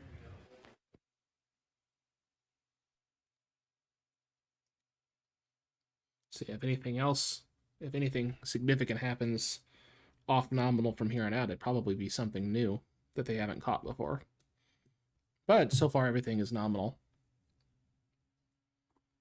So far as we've seen on the live stream.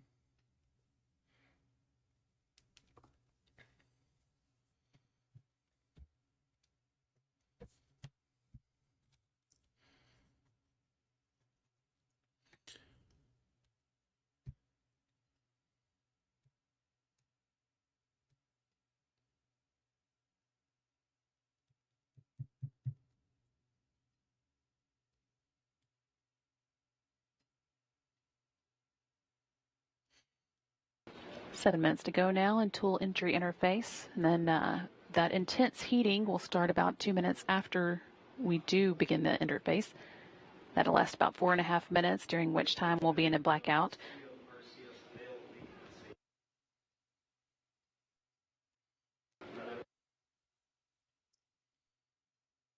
Starliner is currently about 130 miles. 149 miles rather above the Pacific Ocean, heading northward towards the western coast of the United States, and it's touchdown in New Mexico. Starliner's on final approach.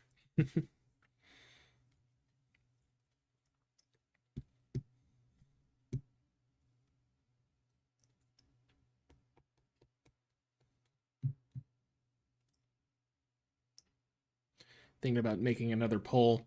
What do you guys think will fly first? Either the next Starliner mission, crewed or not, or Artemis 2, or maybe the next Japanese cargo ship. I think it's We're taking a look here at HTVX. the landing trajectory. There on the left of your screen, you can see that line that crosses over the Baja Peninsula, and that is the track Starliner will take as it makes its way into New Mexico. As it gets closer to the ground, people living in the area might get a bright shot of Starliner coming back through the atmosphere and landing there in White Sands, New Mexico. You can also see there in the center of the screen the to-do list, basically, before we do get to landing. The service module separations highlighted in green because that one's already taken place. And next up is the entry interface, about 5 minutes away from now.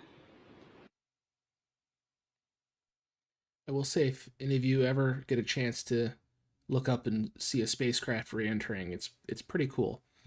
Depending on how close you are to the actual... And flight controllers here in the room are reporting good attitude for that entry interface, coming up again in just under 5 minutes. Depending on how close you are to the actual end of the path, like if you're near the landing zone, you'll hear the sonic booms. But if you're just in general over the path where the entry interface is going, it'll be just like a really bright, large fireball going all the way across the sky. I mean, if you've ever seen a satellite orbit the Earth, you know how obviously they're higher up, but you know know how fast those go across the sky. But this just is booking it across the sky because it's so much closer to you from a perspective standpoint. And it's silent. It's just eerie but beautiful at the same time, and it's a nice bright orange and yellow, and it's just crazy. The one I saw, I think it was in this last spring when a Crew Dragon returned, it went right over Kansas, and so I drove south. I live in the Kansas City area, so I drove south to make sure I can get a better. I think I was close to Wichita when I actually saw it, but it was pretty spectacular. So if you guys ever get a chance to see a reentry, drive away from the clouds if you can. So it's worth it. Unfortunately, I don't have any good pictures because it was night and it was a little more difficult, especially the first time seeing it. I really wasn't. I was more worried about seeing it with my eyes than my camera screen. But it was pretty cool.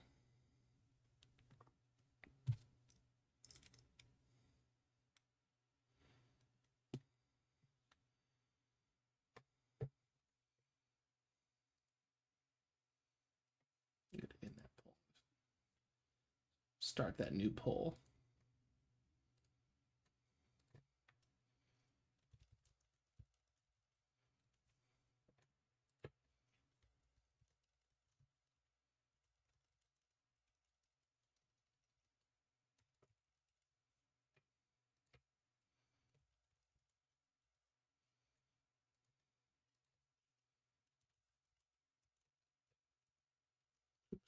Spell.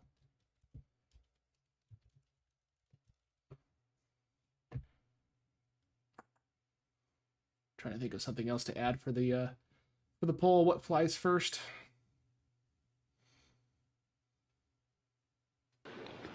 2.5 minutes left before Starliner begins to feel the effects of the Earth's atmosphere again. Everything continuing to go smoothly.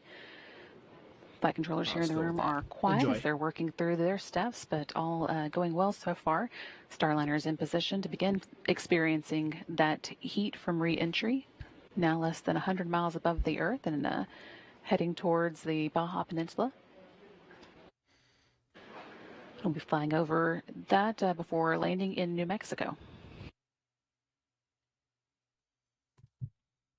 Just 17 minutes to go until landing.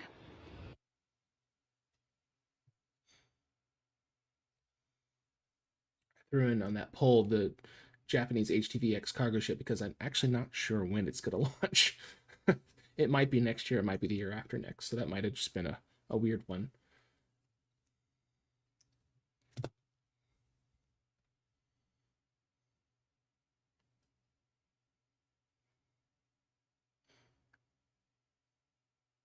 And the thing about the Artemis 2 mission, if that whenever that flies, they've still got the heat shield problem they've got to work through. And if they have to change the heat shield on Artemis 2, then that could delay the mission by another year, possibly. So, space flight is hard. I know it's a cliche, but things take time. sometimes frustratingly so. Less than a minute now until we begin entry interface. Again, about 2 minutes after entry interface starts, we'll begin seeing the heating really get intense, and we'll go into a 4.5-minute blackout.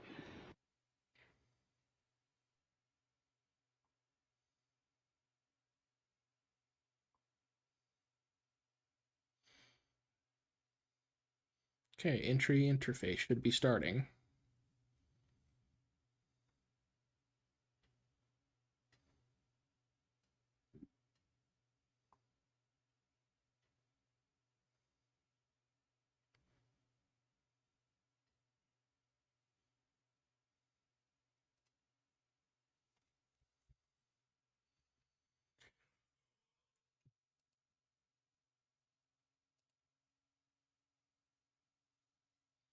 So we got 4 minutes of no a radio blackout. Team here in the ground reporting entry interface has begun. They're seeing good range.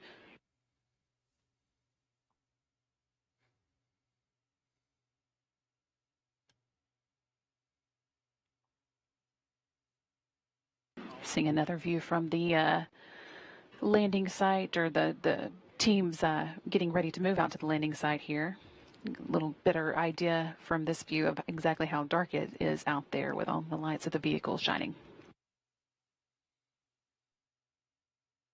A minute and a half until we move into the blackout period for Starliner. Oh, sorry. I was wrong on And that 14 time and a half minutes until we land in White Sands, New Mexico.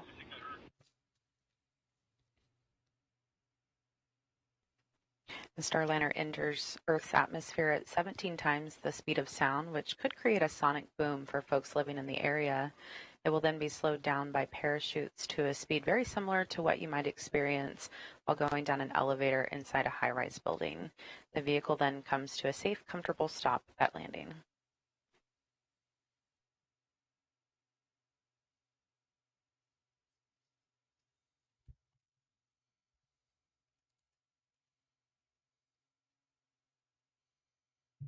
Yeah, just think about this. Right now, the capsule is not even at Baja, California, that peninsula over there, and it's in 12 minutes it'll be on the ground in New Mexico.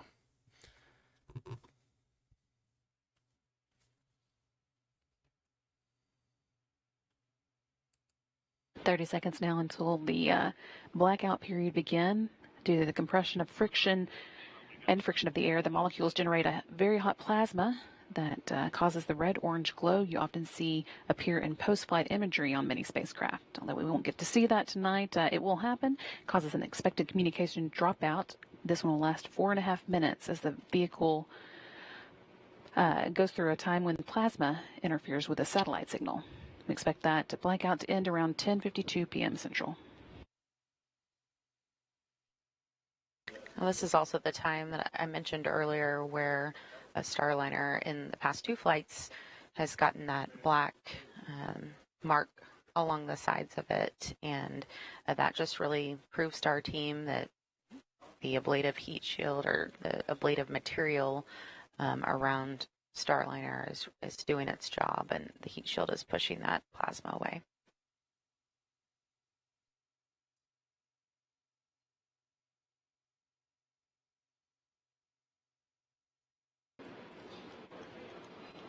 This blackout time again lasts about 4.5 minutes. We've got about 3.5 left of it. After that, the milestones we'll be watching for include forward heat shield jettison at 10:56, when Starliner is about 4.3 miles above the Earth.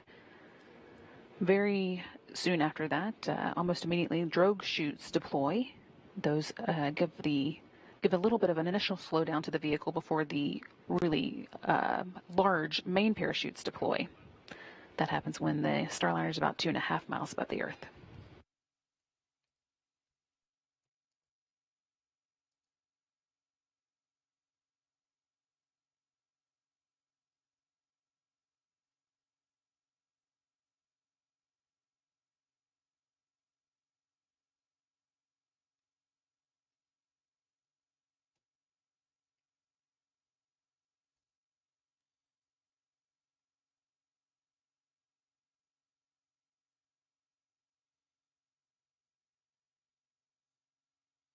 Can't tell if the people on screen are dancing or stretching.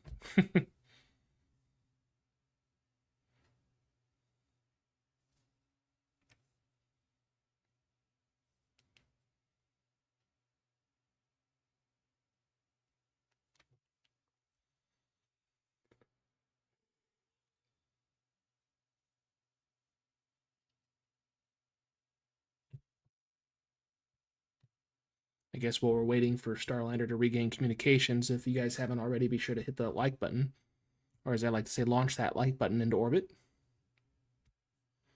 I guess as Starliner is deorbiting, launch the like button into orbit. Yeah.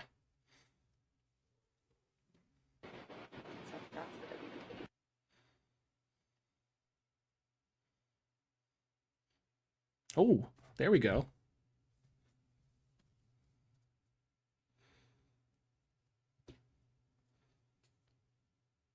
This is a live view from the International Space Station where that's we're from able the to ISS? get a view of Starliner's track as it comes in. We are now less than 10 minutes away from landing at the White Sands Space Harbor, scheduled for 11 p.m. Central.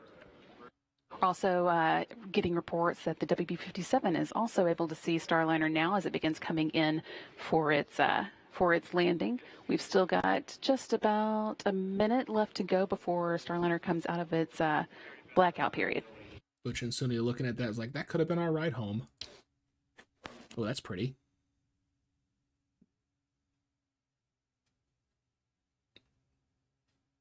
That's just gorgeous.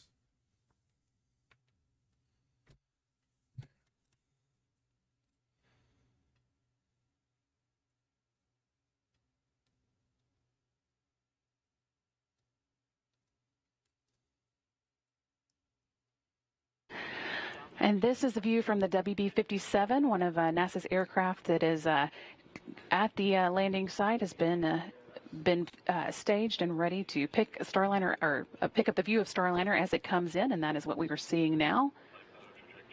And they're filming this video from about 16,000 feet.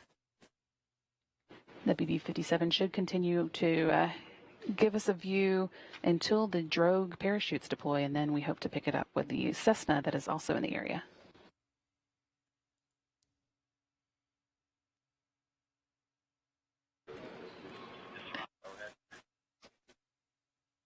And flight controllers here in the room are reporting that we are out of that blackout period and everything is looking good.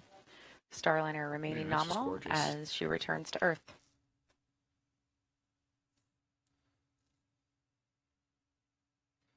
Again, this is a view from the WB-57.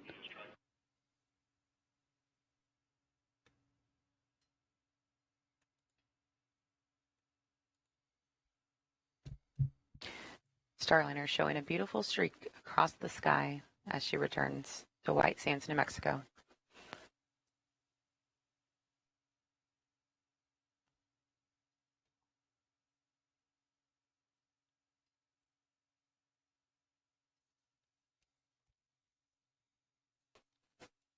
We're about 3 minutes away from the forward heat shield jettisoning. That's the next milestone we're looking for. Starliner is currently about 27 miles above the Earth, and the team at White Sands reporting that they have seen it. We got a tally hole from them reported remotely.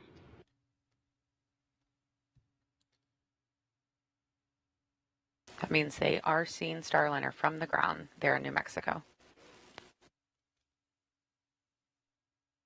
Must be a heck of a view.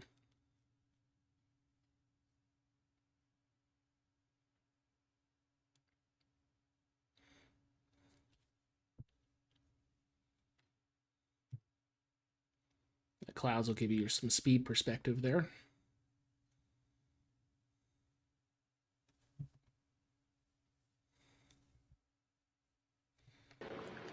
This view is coming from the Cessna that's also in the area, picking up Starliner now from its lower altitude, about 6,000 feet above, whereas the WB-57 is about 16,000 feet up. We are now just 6 minutes and 22 seconds away from landing.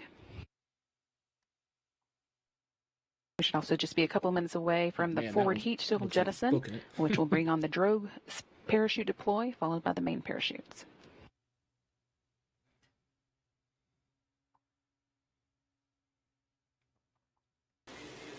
And the strobe lights on Starliner are now on.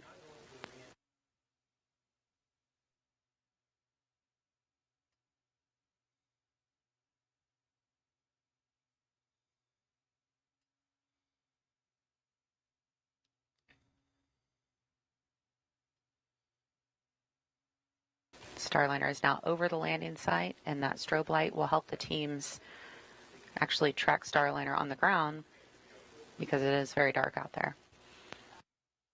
Wait for confirmation of that parachute. Now about 12 miles above the landing site and just 5 minutes away from landing.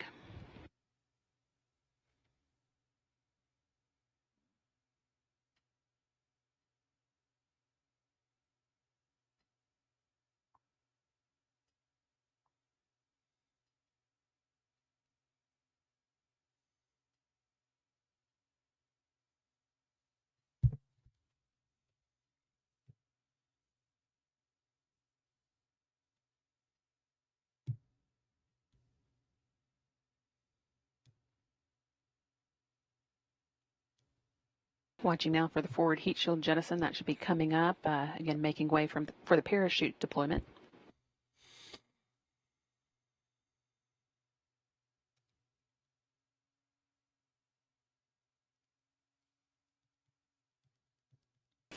All right. And that Gosh, that scared action me. you're seeing on your screen. Those clouds almost Forward look heat like shield mountains. and drogues out. Oh, okay. Really interesting view of this coming down from the WB-57. Oh, that's why it looked See, weird. there's two drogue parachutes now deployed. They slow the vehicle down initially until it gets to a safe speed for the enormous main parachutes to follow. When I saw mountains in that view, I got a little scared. It's like, oh no, the parachute didn't deploy properly. No, it's from a plane that's way higher up. So we're good. About Gosh, 4 it's minutes to go gorgeous. until touchdown. But my heart skipped a couple beats. Now back to a view from the Cessna aircraft in the vicinity of the landing site. Again, this is a view from a little lower than the WB-57 we were seeing.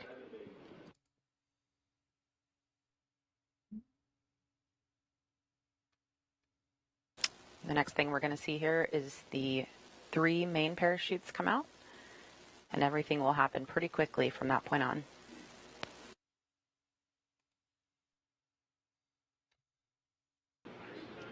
After those mains are out, we'll see the bottom heat shield that has been protecting Starliner through its journey through the atmosphere come off. That makes way for the landing airbags to deploy.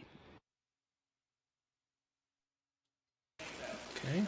And there's the main parachutes there on your screen. We see 3 out, currently reefing.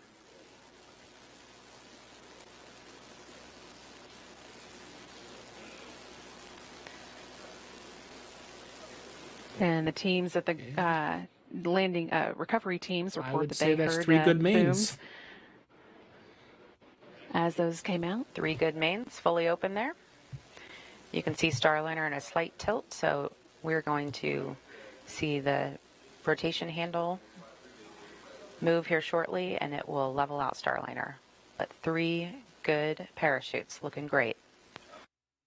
Just a little over 2 minutes until the expected landing time, and we heard the rotational handle has been released, so you can see that tilt evened out. Little bucket handle released.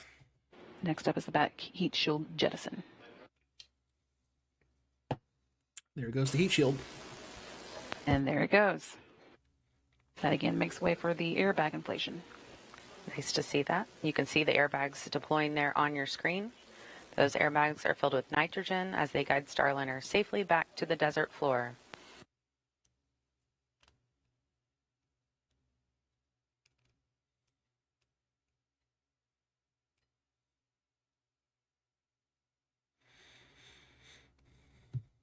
What a long saga. So this 3-month saga.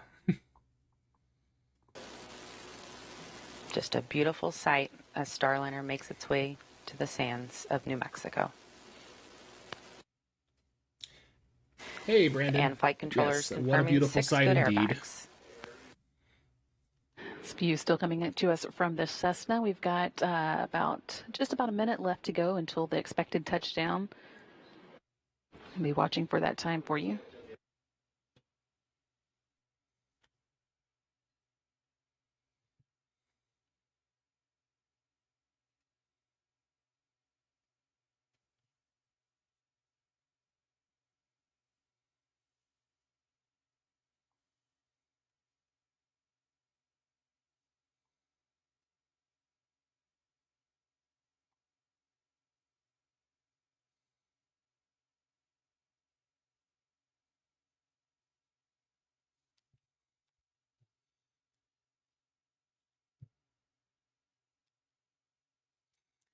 Yeah, I'm sure Butch and Sunny are watching.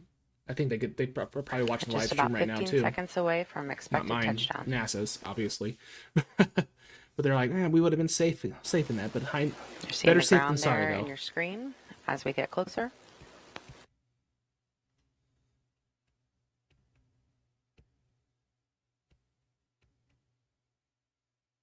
Yeah, I agree, Mr. Big Mouth. It all worked well, but NASA should take no chances, and there's no reason to take the chance, especially since they saw things they didn't like. It sounds like Boeing may have been confident, but certain people at NASA may not have been confident. So this is all things considered, this is the best outcome for Boeing after the thruster issues. The better outcome would have been having no thruster issues, of course, but all things considered, this is a good outcome. This means the next flight being crewed is much more likely, at least in my opinion. Touchdown. But we'll Starliner see what the data is shows. Back on Earth. That landing coming at Beautiful. 11:01 and 35 seconds Central Time. Right on time. 10:01 and 31 seconds Mountain Time at White Sands Space Harbor at the U.S. Army's Missile Range in New Mexico. Our landing and recovery teams will now wait for clearance before making their way to the spacecraft. One of the changes required with no crew on board is that the team here in the flight control room will be the ones to command the parachute to be cut away so that the wind doesn't pull the capsule along. But that's no problem for them. So now with Starliner down, they can begin working on some of the post-landing to-do items. Though. Again, we saw Starliner touchdown at 11:01 p.m. Central Time. That's 1 minute after midnight Eastern Time, or 10:01 p.m. Central at the landing site in New Mexico. If you haven't done so already, go ahead and give the stream a like to celebrate the fact that they had a successful landing. This is good. It looks like that's the drogue shoots. View from the Cessna, still watching the drones slowly make their own way down. Those, of course, are the drogue parachutes that preceded the main parachutes, first slowing Starliner down before the large parachutes opened.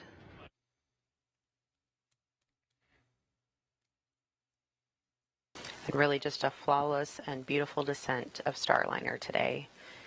Even heard some cheers and clapping in the background.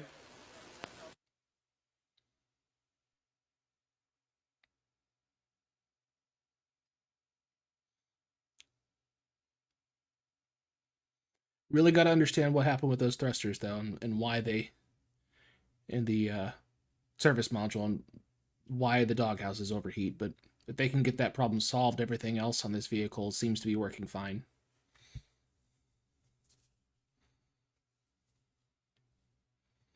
Now, why they had problems with the overheating to begin with, why they didn't do more rigorous testing, I guess the NASA's Inspector General is going to have to figure that one out. That's going to be that itself is an investigation. But it's all on Boeing at that point. At least it was again, as the drogue parachutes still making their way to the ground after Starliner has touched down with its main parachutes. Touchdown came at 11:01 p.m. Central Time. The team here in Mission Control will be working through some post-landing steps now.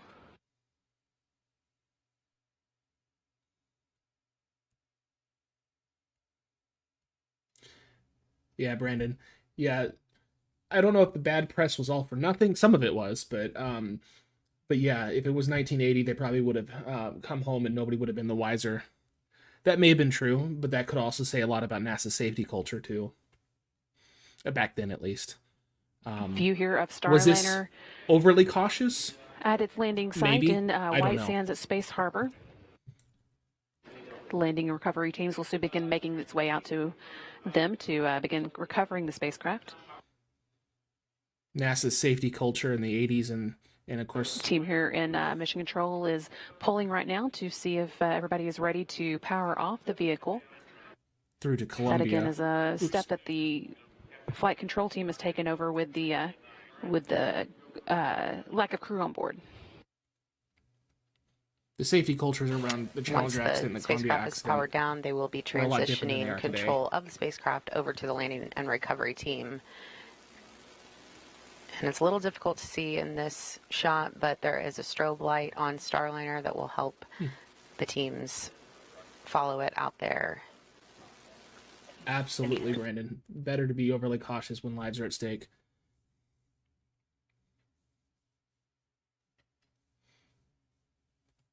Is it overly risk averse? Maybe it is, but And the recovery team it is would not on have the looked move, good but if I think Leah Cheshire and something Josh bad had Barrett, happened when our you had a colleagues out legitimate there, option may back be able home. to give us one last update. Alternative Leah and option. Josh, can you hear us? Great landing of Calypso. I don't think there could be a Brady, better. hopefully. Oh. Obviously, we did have really a great show. We were able to see the cameras that you were watching too from the WB-57, from the Cessna, Leah, we'd from love the to hear from you, but I want to hear from International Sunita. Space Station. Leah, can I being interrupt here on you? the ground, yes. Concur. It's been a really amazing day. We missed it.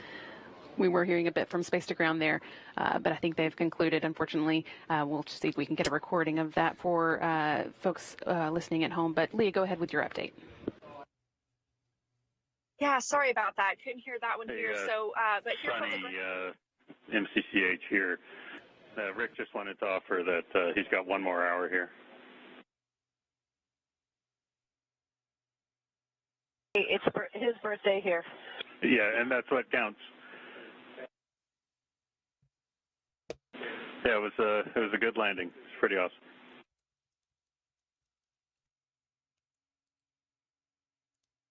Was it You somebody's guys birthday? are the best. You are the best. Thank you. Sunny Williams there, offering a slightly early happy birthday to Flight Director Rick Hempling. He will be celebrating his birthday on September 7th, but technically in Houston, we're still a little less than an hour away from that. They are, of course, already They're in GMT. On September 7th at the International Space Station. But Leah, if you were still with us, we'll still take that update if you can give it to us. Yeah, so as I was saying, we got to see the capsule and the plasma trail coming up over the mountains from the southwest. And we were all still standing outside the convoy to watch that happen. But the most unexpected part was when I could hear the main parachutes being deployed. It was very faint, just a little bit of a rumble. But that strobe light really helped us identify Starliner as it was descending, and it would reflect a little bit up onto those parachutes. So we actually had a decent view as it was coming down under those chutes. And now we are actually on the drive out, and we can see the strobe light. It's giving us a great direction as we head toward the capsule. Yeah, that's right. We are actually making our way down the former space shuttle runway, literally driving right down the middle of it. Starliner is a little bit towards the southern end, so we see that strobe kind of in the distance there. But we will make our way to the 500-foot mark, where Gold Team will move in and begin their assessments. And then once they declare that proximity operations can begin, the recovery ops will really get underway. And with that, I think we were going to toss it back to you, Brandy and Lauren. If you don't hear it from us again tonight, just wanted to say thanks for letting us be part of the broadcast and give you the perspective of all the hardworking ground teams, both NASA and Boeing, out here at White Sands in New Mexico. So with that, sending it back over to Mission Control Houston. Yeah, Mr. Big Mouth. At Thanks least so now much, Boeing has Josh regained and NASA's Leah. trust and confidence. It's great to see Starliner home, and I envy you the up-close view, but we They still have appreciate to your do the updates. testing to solve the I problem do too. first. Starliner has returned safely. Well done to the entire team for completing the mission with a successful undocking, deorbit, and landing. Starliner has once again proven herself a safe ride to and from space. On behalf of the entire Boeing team, welcome home, Calypso. And with that, we will also wrap up our coverage tonight. We would like for you to stay tuned for our 12:30 a.m. post-landing news conference. That is 12:30 a.m. Central Time, so about an hour and a half, a little less than an hour and a half from now, when we'll be giving you final thoughts on the activities of the night. But Starliner is home again. The landing came at 11:01 p.m. Central Time, and with that, we will sign off. Thank you so much for following along with us. This is Mission Control Houston. Oh, wow. That's that. I thought about staying live until the press conference in about an hour and a half, but I'm getting tired, and I'm sure some people, it's even later. But yeah, as I was saying to Mr. Big Mouth, at least now Boeing has regained NASA's trust and confidence. I don't know if if NASA ever lost, or if Boeing ever lost NASA's trust, but I mean, who knows? But definitely this is a good thing. This is definitely a good thing. Oops, hang on, let me change things here real quick and get this repositioned. You know what?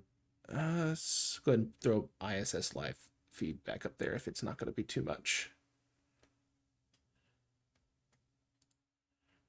But yeah, but they have to really fix these thruster problems and get it solved. I don't think there's going to be a redesign. They're probably going to figure out how to work around it. It's probably too late in the game to redesign the dog houses if the dog houses are still allowing too much heat to be retained. But that will also go a long way with regards to the trust. And importantly, when the next Starliner flies, there can be pretty much no issues. Otherwise, it just won't look good. Yeah. Brandon said, as an engineer, I'm relieved. I know it means the world to the team over at Boeing that their hard work paid off. Absolutely. People have to remember that it's easy to poke fun at Boeing's, and gosh, God knows there's a lot of problems within the Boeing, most of them business management culture, but there are hundreds of, if not thousands, of engineers who poured their blood, sweat, and tears into this program, and not one of them, I guarantee you, would have wanted anything bad to happen to those astronauts, and I guarantee you none of them are negligent. I know that's an opinion statement, I realize that, but I don't believe any of them would have wanted any of that to happen. So now, is it possible that Boeing was overconfident in its design approaches? That's to be determined. But yeah, it's glad that this whole ordeal is done. I mean, it's mostly done. We still have to get Butch and Sunita home back in February. And again, for those who may not know, the crew now is their return, their official return home on Crew 9 has not launched yet, but their contingency emergency seats in case they have to book it out of the space station, like something hits the space station or there's a depressurization event or something like that. Their safe haven vehicle, their contingency return vehicle right now is Crew 8 in the cargo rack underneath the seats.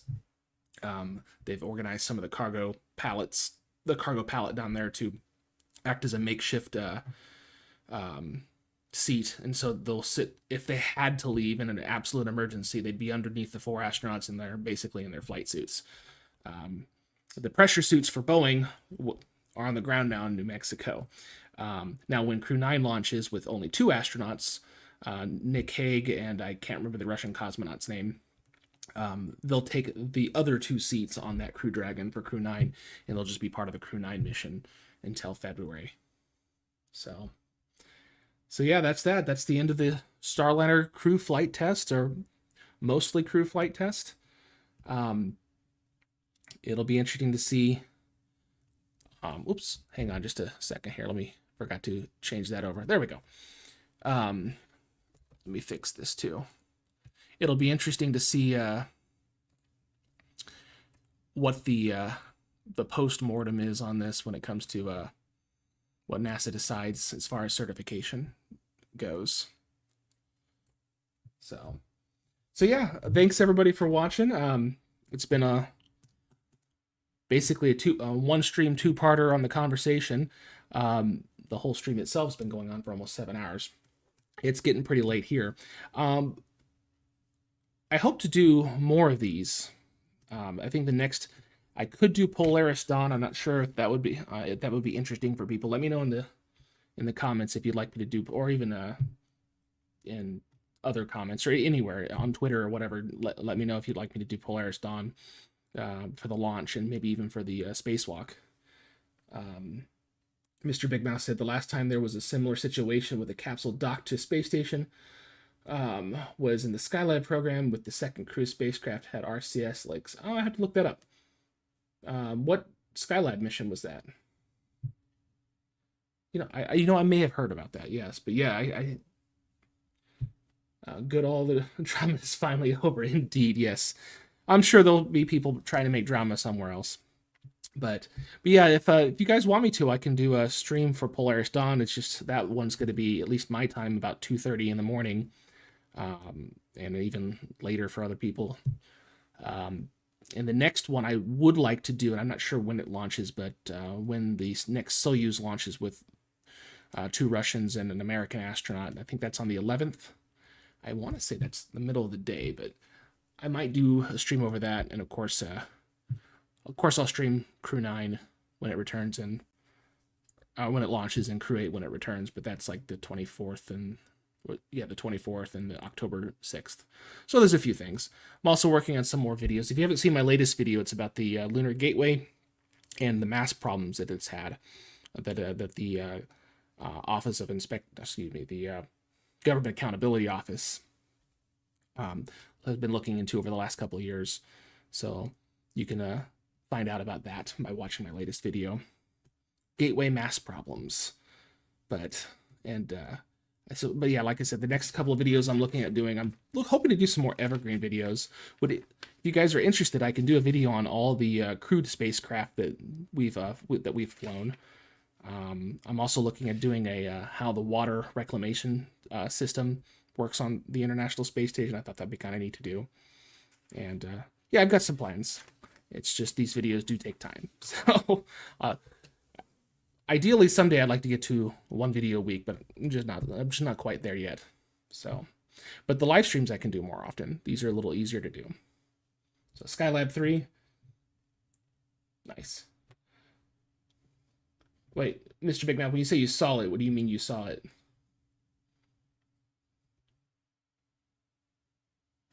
I'll wait for you to reply there.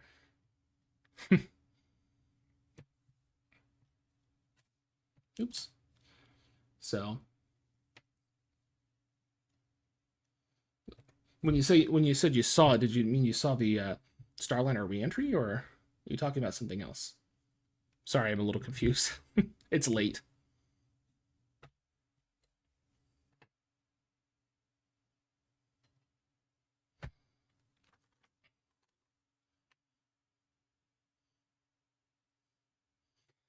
I'm also considering doing a video over the, this might be a little more of a hot topic, so I have to be very careful. I don't want to, I'm trying to be as unbiased as possible, but I was hoping to do a political space policy on the 2 presidential candidates in mid-October for that one. So that could be interesting. So,